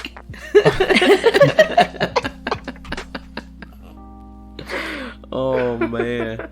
Lucas said with unnecessary nipples. Zayna said that's quite alright as well. Like, you know, so you are forgiven. I'm forgiven. You have been given for. For you. The people. Motherfuck. Yeah, anyways, yeah. The highest grossing selling movie over the weekend. Shout out to Spider-Man No Way Home. Tom Holland immediately. Spider-Man, the next Spider-Man movie is already in production. So after that Friday night, Kevin Feige confirmed that the next Spider-Man was already in production. They're already working on it. Right. And of course, he's got 3 movies lined up with Marvel still. He's probably still got some more Sony shit that he's going to be doing. I wouldn't be surprised if we see him popping up into Morbius or some shit like that. Oh, Lucas did also confirm that it has made $1 billion right now since its opening weekend. That's cool. I'm about to go put another 15 back into it. Huh? Yeah, I want to see it again. Oh, that's nice. Yeah, it was a good movie. I bet. Yeah. Like, I haven't seen it before. I know it's a good movie. I've seen it. It's a good movie. I'm gonna go see it. I promise. Good. Yeah, are you? Yeah. When? You can go with him. Right. I don't know. Probably after work one day. Just one of those days. Just one of those days. Chauncey, you want to go see it again? Yes, for the third time. Yes. Yeah. All right, let's go see it. You got to see it once for every Spider-Man in it. Okay. All right, every Spider-Man's in it. Yeah. The post-credit scenes were good as well. Post-credit scene, one of them is just an entire trailer for Doctor Strange. Which That's all was it is. awesome. Yes, How do y'all feel about him? Doctor Strange and the Multiverse of Madness. That movie is the next Endgame movie. That movie's gonna be fucking lit. I It's met got him as so many people. A hero, though. Do we Oh, like as a him? hero? Yeah. Yeah, we like him. Oh yeah, Doctor Strange. I enjoy it. him. Sorcerer Supreme. Yeah, of course. Wong is the Sorcerer Supreme. As of right now, Until it kills Wong. It takes his spot. that can only be one. But yeah, no, absolutely. He's a great character in there. I think he's needed for the most part. They need somebody to fucking bring in that magical, mystical realm. A lot of people are thinking that Wanda in that show is going to do the reverse House of X, And where she's going to let there be mutants. Also seeing something earlier today where it's like somebody was talking that Kang is going to be the one who's going to be doing it. I think we're going to see a rendition of Kang the Conqueror I feel that. somewhere in The multiverse. One the of multiverse of madness. Yeah. Right. I One think of his alternate like versions. or in credit whatever. scene or something like that, because our next big movie after this is supposed to be Ant-Man. What? Ant-Man comes out next year? Yes. Yeah, after Doctor Strange Yeah, I wanna is say Ant-Man. that. Yeah. Oh, you right. And So there most Kang- likely would be some implication. of Kang him is in the that villain movie. in that one, Right. along with right. MODOK. Along with MODOK. Yeah. But Lucas had brought up he was like he can't fucking wait, you know, but That's not Shuma Shuma Gorath. is not the big bad. That is Gargantos. Yeah, his big bad is going to be Doctor Strange. Himself is Yeah. he is the big bad of his old movie. So what do you think about that? Do you think they're actually pulling that same thing from What If? Like that same, I don't know if it, not necessarily the same character, but the same premise. The same premise, like I pretty much do believe that. It's just like how New Rockstars was saying, almost like I could see where they would be going with that, like as in, I don't know if I believe in the one like as in it being a Doctor Strange that was taught by Dormammu, but it could be that particular Strange that is dealing with the loss of so and so, or maybe not even the loss, or maybe he's just upset that whole wedding scene or some shit. I don't know. Maybe that could have been him. Like I don't know if that was our Strange or other Strange prior. Like I don't know if that was a flashback, like how that works. Right. So I feel like it could be still a what if version of that Doctor Strange. Yeah. Because that version pretty much would fit the premise. You know, basically what's going on. Maybe they get him like probably like how they did in No Way Home. Prior to certain shit events taking place, they grabbed him from the multiverse or some shit, or because they said it looks like he's in their world or they're in his world. What I don't know. They're in his Something world. like that. Yeah, one of those two. I don't know. But the reason why I asked that, because if we're gonna start pulling shit from What If What If was used as a template to see what consumers are okay with, you know, like, hey, could we really kind of pull this off where it's too strange, or kind of, you know, or He kind of did it with Loki already. they kind of did it with Loki as well. Right. But what I'm more concerned with is the rumors that Michael B. Jordan still has a role in the Black Panther universe. Is that Killmonger in What If? Because that was a dope ass fucking Killmonger. That was a more So evil what if Killmonger. what if though. we could? He was a more precise, and he actually succeeded Killmonger. He was evil. He wasn't evil. He was He was already. taking over. He's not evil. He was trying to take over. He just has his own goals that just don't align with the Avengers. He's not evil though. I don't know. We'll see. What if he liberates and frees all oppressed, marginalized people? Is that evil? No. Exactly. But he didn't do that. He didn't get a chance. Killed Tony Stark. Tony Stark was in the way. See? Evil. He killed T'Challa, Tony, and Rhodey. And? That don't mean shit. That means a lot. It's not that simple in black and white, guys. Okay. Alright. But yeah, it could be a Killmonger. Good Killmonger. Hopefully our Killmonger. You know, maybe they're able to go back in time somewhere and grab that one before T'Challa murders him. Shout out to Sweden in the chat. What up, Sweden? There's no Sweden in there. It says hi from Sweden. Don't fucking lie to me. Stallhammer. I know, I'm just messing. You piece of shit. There's no Sweden in here. There's Sweden there. It doesn't mean that he's evil either, that he did that. Lucas. We'll see. But anyways, I'm not going into this with you. Also, the other scene. No, I'm just playing. It's gonna turn into argument. I don't want that. We got the Venom teaser-ish of Venom being in our Spider-Verse, as well as we didn't even bring up Spider-Man's more classic costume. That shine, boy. That shiny blue. Boy, my shiny Shiny suit blue. and me, boy. My shiny suit that sparkle, boy, cause that shit was sparkling in that in that snow. Super blue. The two emblems. I really couldn't see the emblems like that. I tried to look at another viewing of it. Lucas brought up the two emblems, I guess, on the spider suit. But there's two different ones. Well, usually like the front is like a smaller version, and the bigger is like, and the back is usually a bigger version most of the time, anyways. But I think they changed it. I think he has the original like fat spider on the back, right? I think so. I think that's what we were able to at least see. Oh, he has Toby's logo on the front and Andrew Garfield's logo on the back. Oh.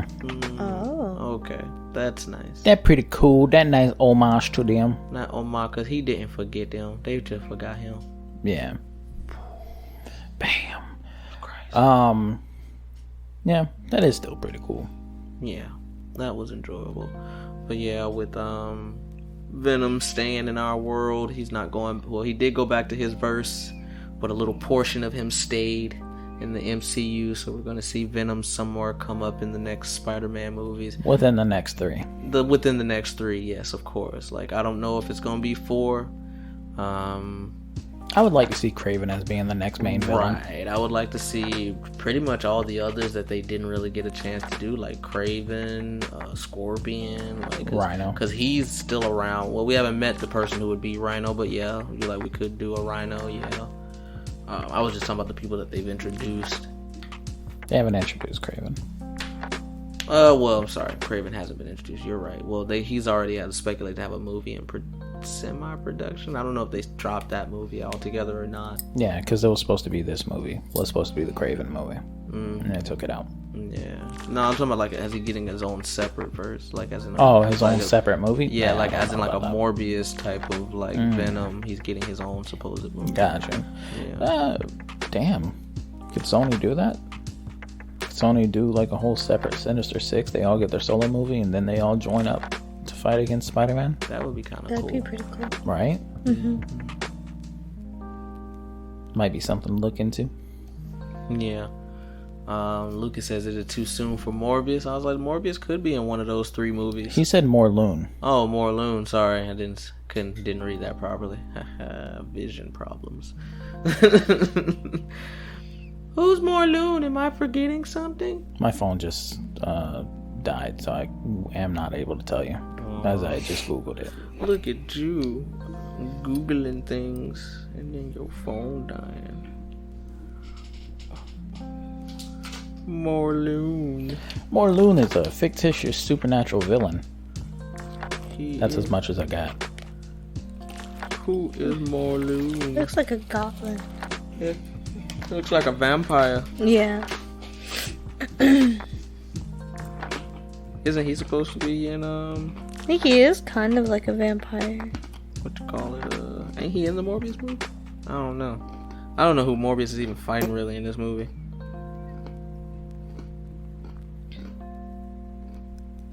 Ripping out his eyeballs. Jesus Christ. Morbius is fighting himself in the movie. He's coming to terms with, That's deep. him having to survive off of blood and fight civilians. Right. This dude Morloon is dangerous. He ripped out Spider-Man's eyeballs. Damn. Don't say that like it's anything special. Shit, crazy shit happens in the comics all the time. Crazy shit happens in the comics all the time. You're Yeah. right, yes. Oh yeah, the chameleon.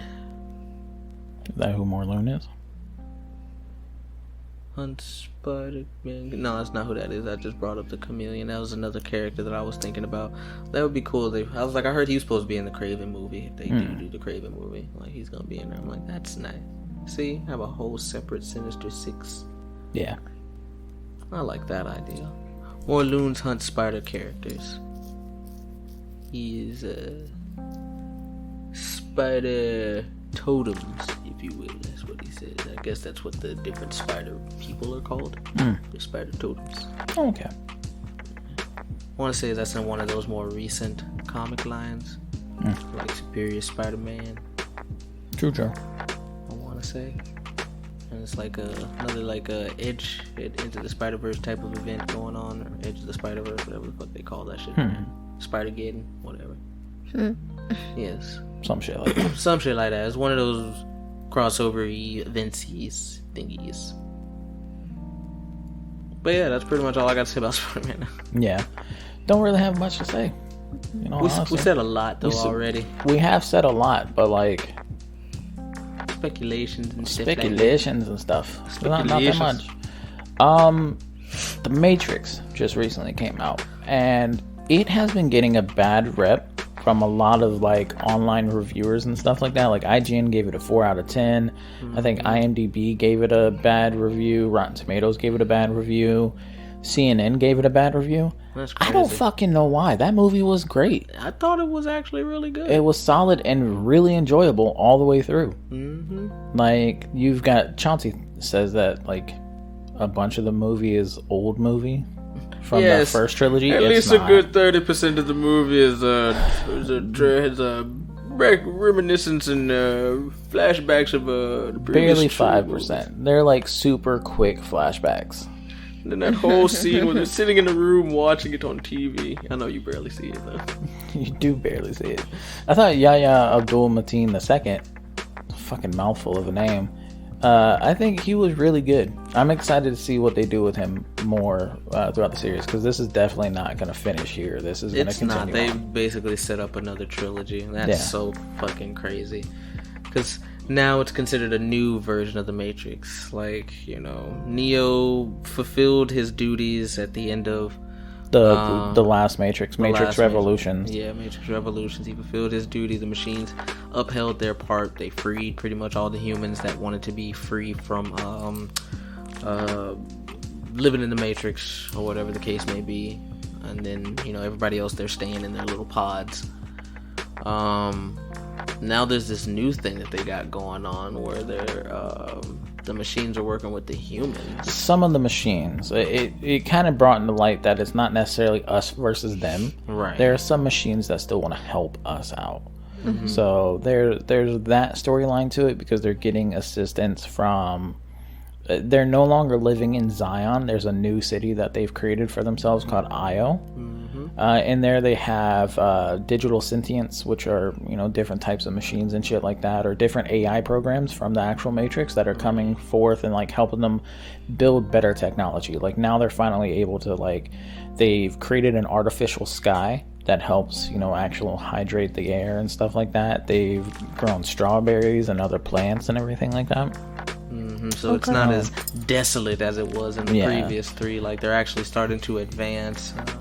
They're working together with the machines. Some of them, like just like how you said, some of the programs that are actually in the Matrix are now able to leave the Matrix now. Yeah. If they become aware of themselves, type of thing. And, Well, they are aware of them. Well, yeah. The AIs are aware of everything. They know everything. But the crazy thing is though is that Zion still got destroyed. So even though Neo made that whole piece and everything like that, Zion still ended up being destroyed because of the new dude who was creating the new Matrix. The analyst. Yeah, the analyst. Right. Which, there's a part in this movie that whenever I watched it the second time that I thought was pretty crazy. So whenever Neo is talking to Trinity at the coffee shop for the first time, and Trinity is talking about, it's crazy having 3 kids. It's not something that I ever thought I would have, because there's, is it something that I actually wanted, or is it just something that I need to do because I feel like a woman needs to have kids to reproduce and this and that. And Neo's like, I pay my analyst a lot to answer those questions for me. And her response back to that is, I wish I could afford a therapist. He doesn't call his therapist a therapist. He calls it an analyst. So it's like he's still subconsciously aware that this is not a therapist. This is an analyst. Right. I thought that was a pretty cool detail that you don't really pick up on. Right. Okay, that's nice. I don't think I paid attention to that either. But yeah, so everybody comes back for the most part in this movie. Different versions of them. Agent Smith is a newer, updated version of himself in this newer Matrix, so he's not played by goddamn, I can't even think of the actor. Hugo Weaving. Hugo Weaving, there we go. So he's not played by Hugo Weaving, he's played by this new person who's in this particular version of the Matrix is, I guess, Neo's boss? Neo's partner, business yeah, partner. Business. And so the reason for that too is because in the original trilogy, Agent Smith was freed. He wasn't a program that could be programmed anymore. Right. So so apparently with this is you can't destroy certain things. Like he wasn't able to destroy Smith. Right. Neo, of course, the reason, and this is a big major plot point, the reason why Neo and Trinity are still alive, and this takes 60 years after the last movie. So this takes 60 years after Resurrections, or Revolutions.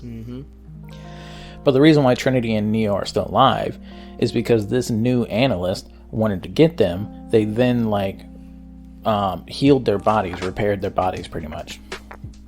And now Trinity, or for some reason Neo couldn't be brought back alive unless Trinity was in close proximity to them, or to him. And vice versa. They kind of feed off of each other. But they're pretty much written code. They are, Neo's called the One. And another good callback in this movie is he's working on a game called Binary. Binary is ones and zeros.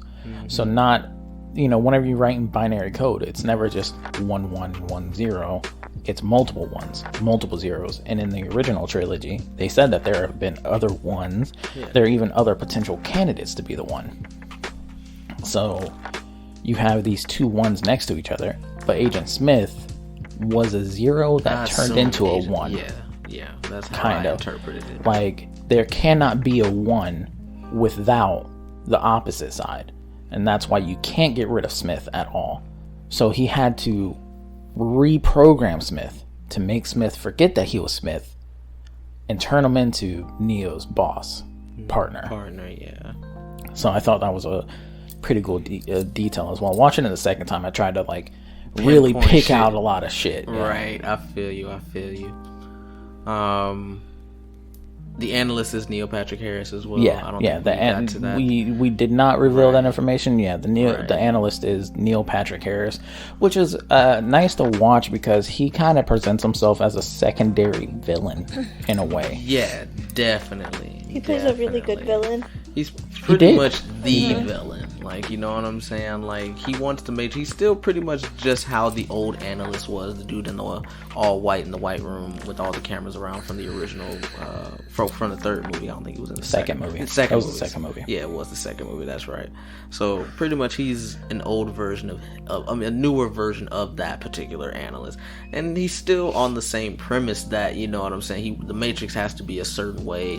You know what I'm saying? They want the one to receive certain stimuli, like, you know what I'm saying, like to like all that's still the same. This much. One is more about deja vu more than anything. It's a more because so Neil Patrick Harris explains it as well. He's like, I've learned that you can get a lot more out of humans if they're miserable. Right, they're put under stress or something like that. Yeah, it's stress. And what's more stressful than living out the same boring, monotonous shit every day? You know, going through the same shit over and over again. You go to work, you get your coffee, you're fucking upset, blah, blah, blah. You go home, you wake up, you do it again. That's what you see a lot in this movie, in the beginning portions of it while you're in the Matrix, is a lot of deja vu. Right, repeated, you know, just basically just the cycle of pretty much, just like how you said, everybody just going through normal day-to-day life. It's just that monotonous cycle that you're just going through all over again. And it's pretty much how it's portrayed. Some of them are freed that way by Neo, but, you know, not necessarily freed, but like it plays a big part into Neo's thing, because his whole thing is like, I'm reliving this shit over and over again, but like, is nobody else realizing that y'all are literally saying the same thing from one day to another? Right. So it's really fucking with his head at the same time. That too. Yeah, you're right. As well as we're going deep spoiler, I guess. Yeah, man. I guess. So I guess we'll get back to the original flow of the movie. Neo, he's the creator of the binary game, which is basically a version of the Matrix. It's a sequel that it's a different game that he's trying to do. The Matrix was an original. The way they built it in this movie is the Matrix original trilogy was a game that he created. Right. And it won prestigious awards and everything like that. So they're kind of like playing on themselves a little bit. There's a lot of yoo-hoo, look at what we did in the beginning. Right. Where like there's even a part where Agent Smith is like, oh, so Warner Brothers wants us to make a reboot of The Matrix. I know we said that we would never do it, but apparently we're going to do it. So it's kind of like, oh, wow, you guys are really going to do that right now. Y'all are going to fucking stroke your own ego type shit. Facts. But I didn't like this Agent Smith, though, to be honest. So it's weird. I wish that he had more scenes, but I liked what they offered. So it's weird because this Matrix is different than the other Matrix. The other Matrixes lacked emotion. It was very solid, you know, we're not going to really have funny lines. We're not really going to, you know, we're going to just have action scenes and we're going to fucking stare at each other and talk in a monotone voice all the time. Keanu Reeves is fucking bread and butter. And you didn't get that from the supporting cast, though. Right. Everybody else had so much more personality than they did in the original trilogy. So that's why it was nice to see this new Agent Smith. And Morpheus, too. Yeah, and Morpheus. Because that Morpheus, he's not really Morpheus. He's an AI designed by Neo. To be like Morpheus, basically. To be like Morpheus and Agent Smith. That's the part that he put in there. Right. Because he's like, you created me based off these two ideals to hunt and find Neo, and I have now found you. Right. So, pretty cool concept there with the whole Morpheus thing, because again, whenever the movie was coming out and everybody was like, is Yahya Abdul-Mateen playing Morpheus? Like, how is this the case? Why did we not just get Lawrence Fishburne back? Right. And they were like, you know, who are you playing? Are you playing like his son or his grandson or something like that? And he's like, no, I'm playing Morpheus. like as in the Morpheus, and he does a really good job at it. I like his Morpheus. It was a new take on it. He was flashy though. My boy had drip. Oh yeah, I was finna say Lucas had asked earlier. He was like, "Do the Gators come back?" Nah, the Gators don't come back, but boy, the Gators, because they were like all the shit was like leather gator suits, the jackets, all that shit. Nah, so, boy, we got silk now, boy. Boy, my boy, he was fleeked out though. I can't front. He looked like a pimp. I'll put it that way. He looked like a pimp. That's what it felt like. That was cool. His take on him was good. He wasn't all serious. You know what I'm saying? I enjoyed the fuck out of Bugs. I did like Bugs. Bugs is basically the new Matrix's white bunny. Follow the white rabbit, like that shit. She's the new main character. She's pretty much like how Morpheus actually was in terms of like hunting down for Neo. And she calls herself Bugs. So, but she's the chick in there with the blue hair, if you've seen the trailer or anything like that. But she's really fucking good, man. Her character was held the movie down for the most part. I'm really excited to see more. Right. So, I forgot what Neo has to do now for the most part though. Like, what does he really have to do? Neo didn't have to do shit. Neo only had to, the whole premise of this movie was saving Trinity. Yeah, no, my question was because I don't know if you remember how Niobe brought up like how whatever Neo's about to do with Trinity or whatever is gonna almost fuck up their relationship that they have with the machines. So the machines are kind of like leaving the humans alone because they're able to pull enough energy from Neo and Trinity. Right, that's right. So and there's a part in there where whenever Neo gets saved, and this is why she's upset at Bugs, Niobe, she's in the movie as well, guys. Niobe's somehow she's still alive. She's now the what is she called? She's the general. Yeah, the general. She's the new general. Yeah, she's the new general of IO. So she pretty much runs IO. And so after they save Neo, they're like, you have no idea what you just put us into, because there's been peace and nobody's fucked with IO for like 50 years. You know what I'm saying? We're perfectly surviving, and she doesn't want war anymore. Right. She doesn't want war. Now with Neo gone, the machines are going to start fucking acting up again and start trying to, cause shit.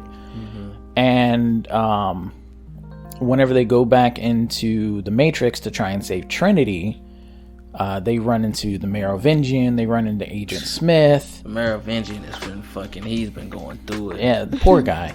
Right, poor guy. Because it's a completely different time frame than what his Matrix was set in. So it's like they don't do the same things in the Matrix that they did in his version. Yeah, and that's why he's upset. He's pretty much in the background talking shit the entire time Neo's getting his ass beat.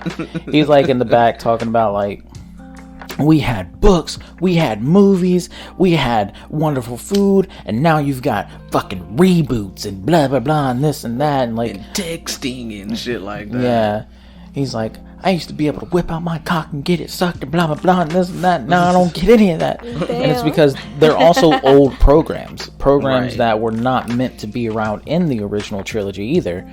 They happen to survive. They happen to survive this latest purge, but boy, are they in for it, man. They look like bums. They're dressed up as bums. Basically.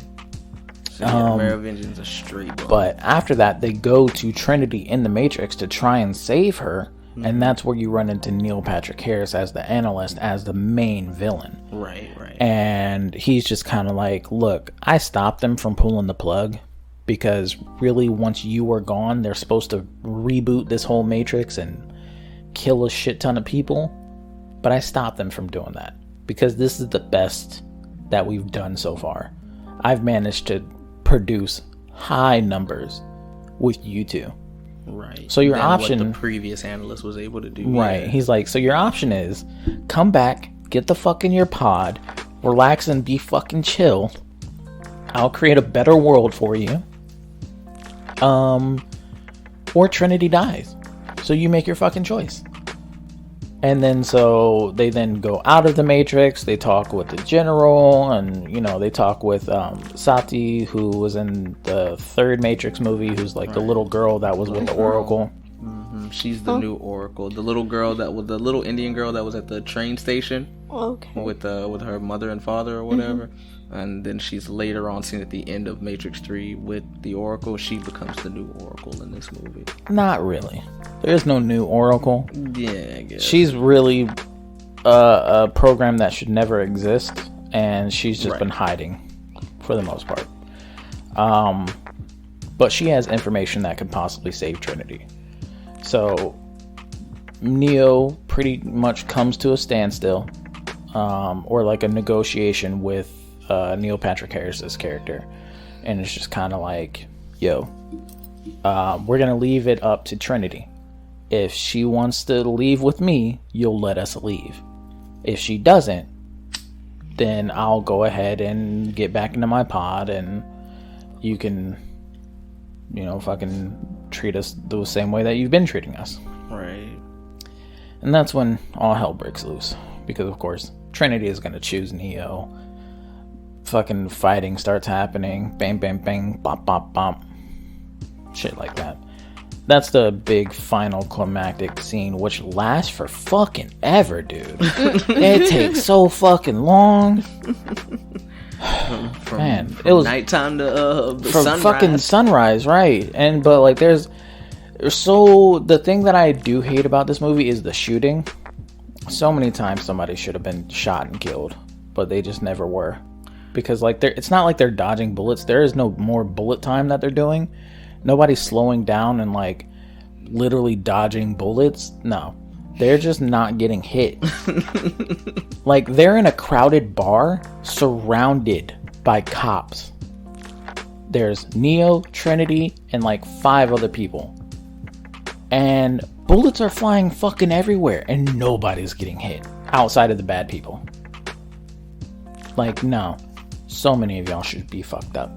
Then they introduced that new concept off of Bullet Time. I guess the fast forward shit or whatever. I don't like that. The whole shit that the analyst was doing. Yeah. Like, you know what I'm saying? He got is the idea. The analyst is moving in like a glitchy motion that is supposed to be faster than bullet time. He creates like bullet time for like Neo and Trinity, but then he's moving faster. But it's not really fast. It's like glitchy. It's very fucking awkward, very weird. Don't like it. I don't know about glitchy. I just don't like the way how it shows him moving through people. Like they're trying to make it like he's moving fast around them, but still moving at a normal speed to where we can hear him speak. So everything's moving in slow motion around him because he's moving so fast, supposedly. So Neo still hears everything that he's saying at a normal speed, but he's just moving faster. It's just him moving around objects and shit like that, and like doing stuff. It just didn't look crisp.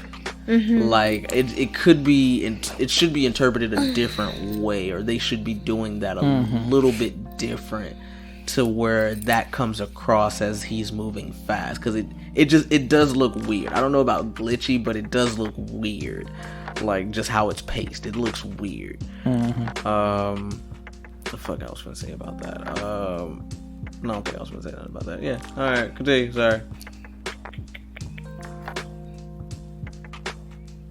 Yeah, I don't like the bullets. A lot of people should have been dead. Yeah, that doesn't make sense. But other than that, the movie was fucking really good. I enjoyed it. I'm excited to see the next one. Keanu Reeves exactly acts like Keanu Reeves, so there you go, Lucas. Right. You know. Oh, also Trinity is the one as well. Oh yeah, Trinity becomes the one. She gets powers and abilities. Oh wow. They're both the one now. Yeah. They're the two. They kind of they kind of come back at the end and beat the fuck out of the analyst. And they're kind of, the analyst is like, oh, so what, you guys are going to try and make a deal now, thinking that you guys have power? Like, you don't. Like, we can still murder so many people if you even try to fuck with us. And they're like, nope, we're going to make our own Matrix now. We're going to make our own city. We're going to stop hiding from you guys. But you know what I want to see? I want to see them do more shit in the real world. I don't give a fuck about what you do in the Matrix. You can do whatever you want there. Yeah. You know what I'm saying? I want to see more of that shit where Neo was fucking out here killing Sentinels in the real world. Like, start doing more of that shit. More Sentinel killing? That's Yeah. what we're trying to get away from. No, we're not. That's what they're trying to get away Nope. from. So I'm saying we're gonna have to start seeing more real world shit, if anything.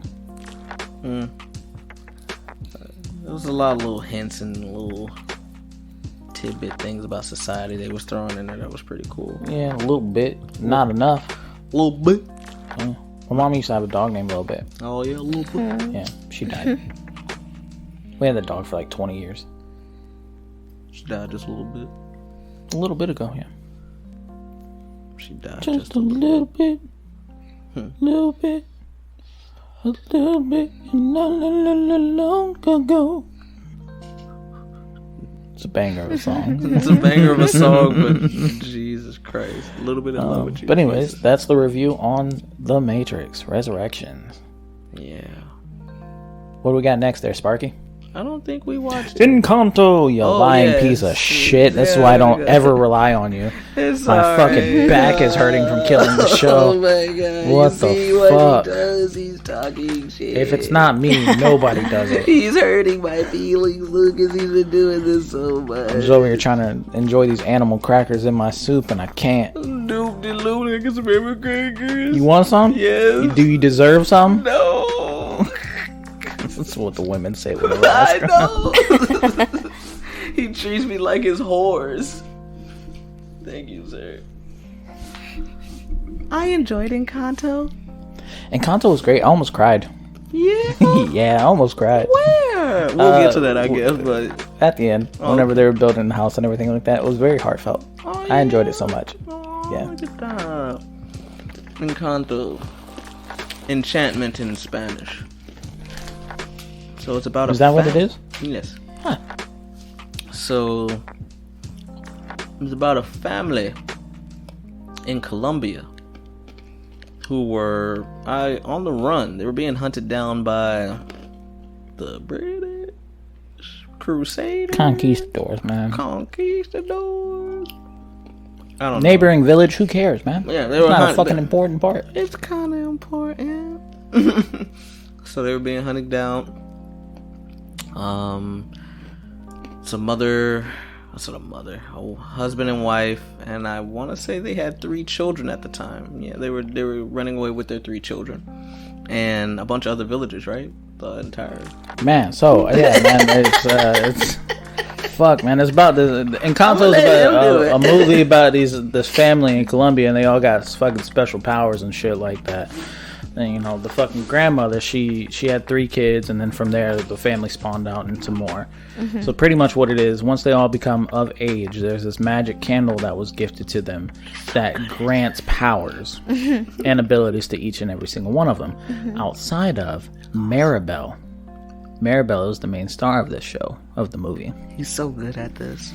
And she doesn't have... Shut up, they heard you. You said it like 4 times. I know, but I want everybody. She doesn't have any abilities or anything like that, so she kind of struggles with that throughout the movie. She, you know, like, she doesn't have anything special that she can bring, you know, unlike her sister Luisa, who's like super strong and over here has a banger of a song. Also found out another fetish. I like strong women. That song Wow, was kind of a thing. it was. Wow. A lot of these songs actually turned into bangers. Because, like, at first it was kind of like, oh, this is alright. And then it was just like, wow, this is hitting, man. This is nice. I like this. I did like Dolores' song too. Yeah, not Dolores, Isabella. Dolores. No. Yeah. No. Yeah. Dolores did not have a song. Dolores was in the song, wasn't she? Dolores was in a song. You're talking about Bruno. Oh, the she was in the Bruno song? She was in the Bruno song. Oh, I do like the Bruno song. You just like Dolores. But anyways, they're the family, and what they do is they protect this town that they're in using their abilities, the community that they're in. You know, like Luisa will go around and be like super strong and, like, you know, rattle up donkeys that have gotten out and fix people's houses and do all this other stuff. Isabella is also Maribel's sister. She has, is it Angela? I don't know. Isabella. It is Isabella. Isabella has the ability to make flowers. So particularly roses. She makes roses all the time. And the aunt has the ability to create, like, her mood affects the weather. Her uncle is Bruno. We don't talk about Bruno. No. Don't like Bruno? We don't talk about Bruno. Okay. No. I just wanted to set that up, and it set up perfectly. But Bruno is the uncle, and he's like the outcast from the family. They claim that he ran away, and he left the family alone. The main matriarch of the movie is the abuelita, and she basically puts a lot of pressure on the kids to always do right by their abilities, do better, don't put any shame on the family or anything like that. So whenever it comes to Maribel not getting an ability or any powers, she's kind of, tough on her. She wants her to stay out of sight in a way and off to the side. Don't cause any disruptions. Don't be a pain in my ass. You know what I'm saying? Like, let us do what the fuck we gotta do. And that kind of puts a lot of pressure on Maribel. She just wants to make the family proud of her. So there comes to be a part where they're having a huge party because the littlest cousin is coming of age, and they're like, is he gonna get a power? Is he not going to get a power? Will he be like another Maribel? Is the magic running out? All of this happening. And spoiler alert, he gets power. He gets pretty cool power. He gets the Thornberry power. He gets the power of the wild Thornberry. Yeah, or he gets to talk to animals. Or like Diego. Go, Diego, go. But yeah, so he gets the ability to talk to animals, and so the way that it's expressed in the movie is like you go up the staircase and you open up a door, and if the door opens up, it gives you your ability and it kind of tells you what it is. And then inside the door is your room, but your room is like a whole different world. Your room is basically dedicated to your power. Okay. Yeah. That's super fucking cool. He basically has a whole jungle in there, and he's got all these animals. He's got a leopard. A leopard? Got a leopard. Got a toucan? He got a toucan named Pico, played by Alan Tudyk. Which this man has played 5 birds in Disney movies so far. That's crazy. It is pretty great. It's pretty cool. But so as that's happening, the whole community is there partying it up inside his room. And Maribel starts to sing, and she has her little moment where she's expressing that she just wants to make everybody happy and be proud of her, and she wants to do something great for the family. And as she's doing that, she sees cracks in the walls of this house, of the family home. And now the home is magic as well.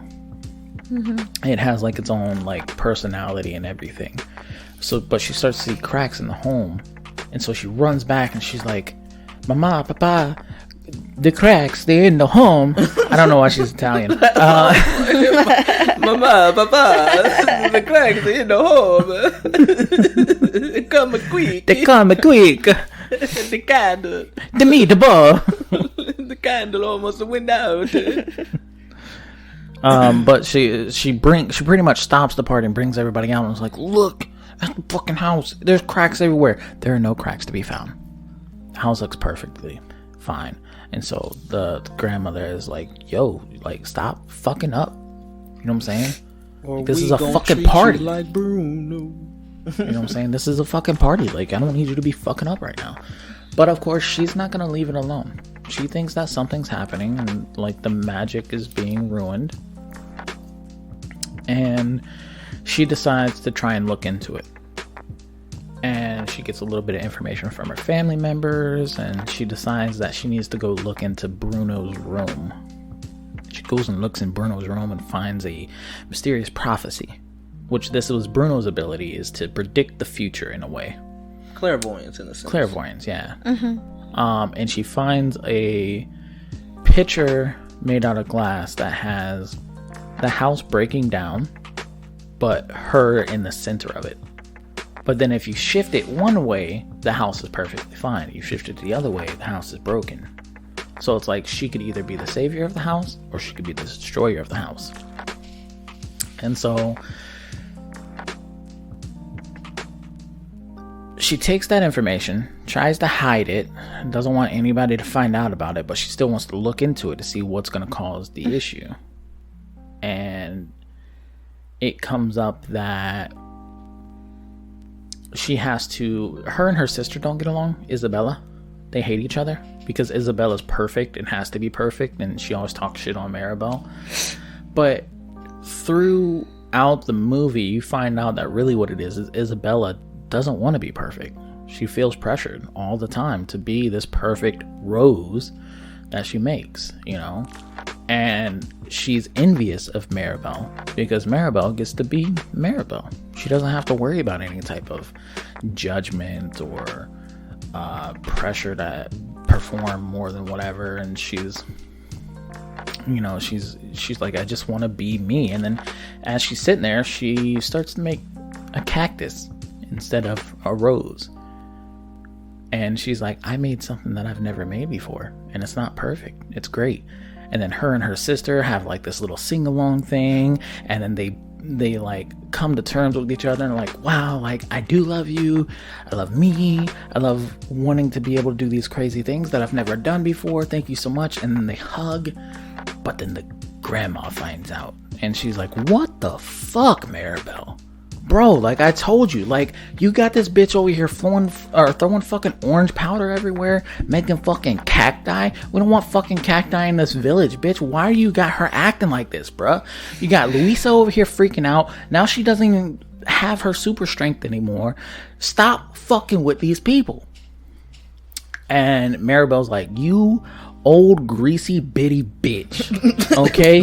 You think that I'm out here fucking shit up? But it's you dumb toe jam eating bitch. And a rape of loving,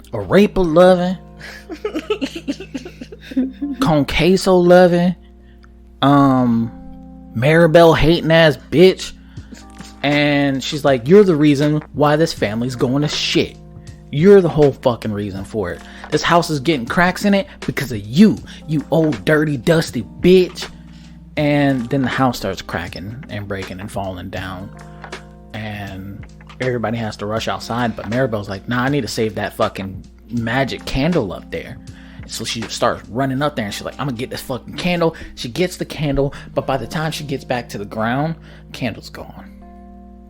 It no exist no more. Candle would give them magic power. Candle would give them magic power. I should have said that in the beginning. I saw no more power. No more power, no candle. No candle, no power. Know, Maribel run away. Maribel, she says, no, can't do it no more. So she runs away, but then everybody in the family's still worried about her. So they go hunting for her and looking for her. For like a whole fucking day. Because like even people in the village were like, damn, bro, they still looking for Maribel? That's crazy, bro. They find her, the grandma does, at a riverbed. This happens to be the same riverbed that Chauncey was trying to talk about in the fucking beginning of this motherfucking movie. I was trying to talk about riverbed because it's very important to part now. Very important. Abuelito, they met, okay, in this village that they just found true love. You know what I'm saying? They had 3 kids together. And the village started being attacked. Don't know really by who. So they had to run away from the village, and as they're being chased through the village by these people, or they're going through these woods, they cross over the river. Abuelito decides to stay back to protect the family and the other villagers and try to fight off all these people, and he ends up dying. At that moment is when the candle is presented and gives her magic. What was her fucking ability? I don't even know what the grandma's ability was, to be honest. I don't even know if they ever showed her do. Oh, she I don't know. Like, to be That's honest, what I'm saying. Like, to be honest, because I almost wanted to say it was the shit with the chairs. I'm like, that's the house. So Was it creating that giant ass fucking boulder to save the town and separate it? Did you get rockability or something? I don't know. She bro. makes rocks. I don't know. We fucking. I gotta watch the movie over again. right. I don't know. But so that happens, and Maribel at that point in time is just like, I love you, Grandma. Grandma's like, I love you. I should have never put that pressure on you. I only did that because I had this family and I felt like I got a second chance and I didn't want to lose it. But instead of worrying about you guys, I was worrying more about the magic, because I thought the magic is what gave me you. Very nice, very heartfelt. Very heartfelt. And then they go back to the house and everybody's still surrounding it, and they're like, damn, like, where are we gonna go? Like, we don't have a home. And Maribel's like, we do have a home. There's all of us here, this giant family. And although we don't have abilities, like, we still have each other, and we can rebuild this home. And then while they're doing that, the people from the community, from the village, start to come and help them too.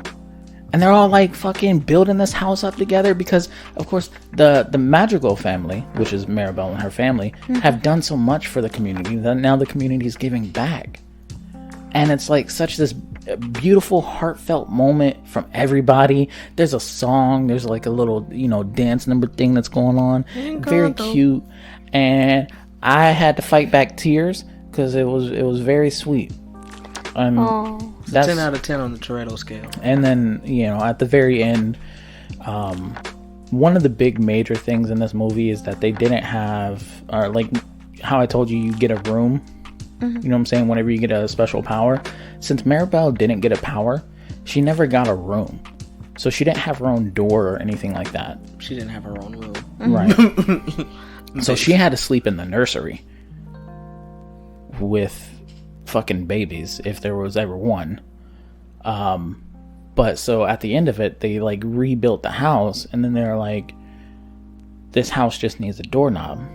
So they gave her the doorknob to the house to put onto it, symbolizing that is her magical door or her room, which is really just the love of the family and the fact that the whole house was hers, even though she didn't technically have her own. And with all of that love and that family love, the magic is reborn. The casita is back. It has its own personality again. The magic's there. And the family gets all their special powers. And then they throw a huge party. And then the movie ends. Beautiful movie. It was not a review of a movie. I just literally went through that movie frame by frame. That is a spoiler review of that movie. That's not even a review. If you ever want to know what that movie was about, that's what that movie was about. The review is 10 out of 10. I love that movie. 10 out of 10, man. 10 out of 10 on the Toretto. I wish it was longer. Just slightly. Yeah. But it was really good. I very much enjoyed that movie. How long we been recording? It's time to roll up. This has been our final episode of the season. We finally made it. 46 episode. Boop, boop, boop. I didn't kill Chauncey. Not yet. Wait till season 2. Because I may not be here, boo. But yes, thank you so much for tuning in. This has been a wonderful year, bringing you guys episodes literally every Sunday.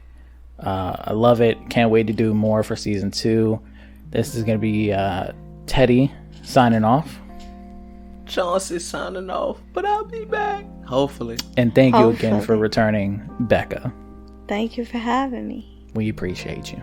We appreciate you. You all have a wonderful time now. Goodbye. Goodbye. Enjoy your New Year's. Go Google Joe Rogan nipples. Do it. Please don't. All right, Joe, please.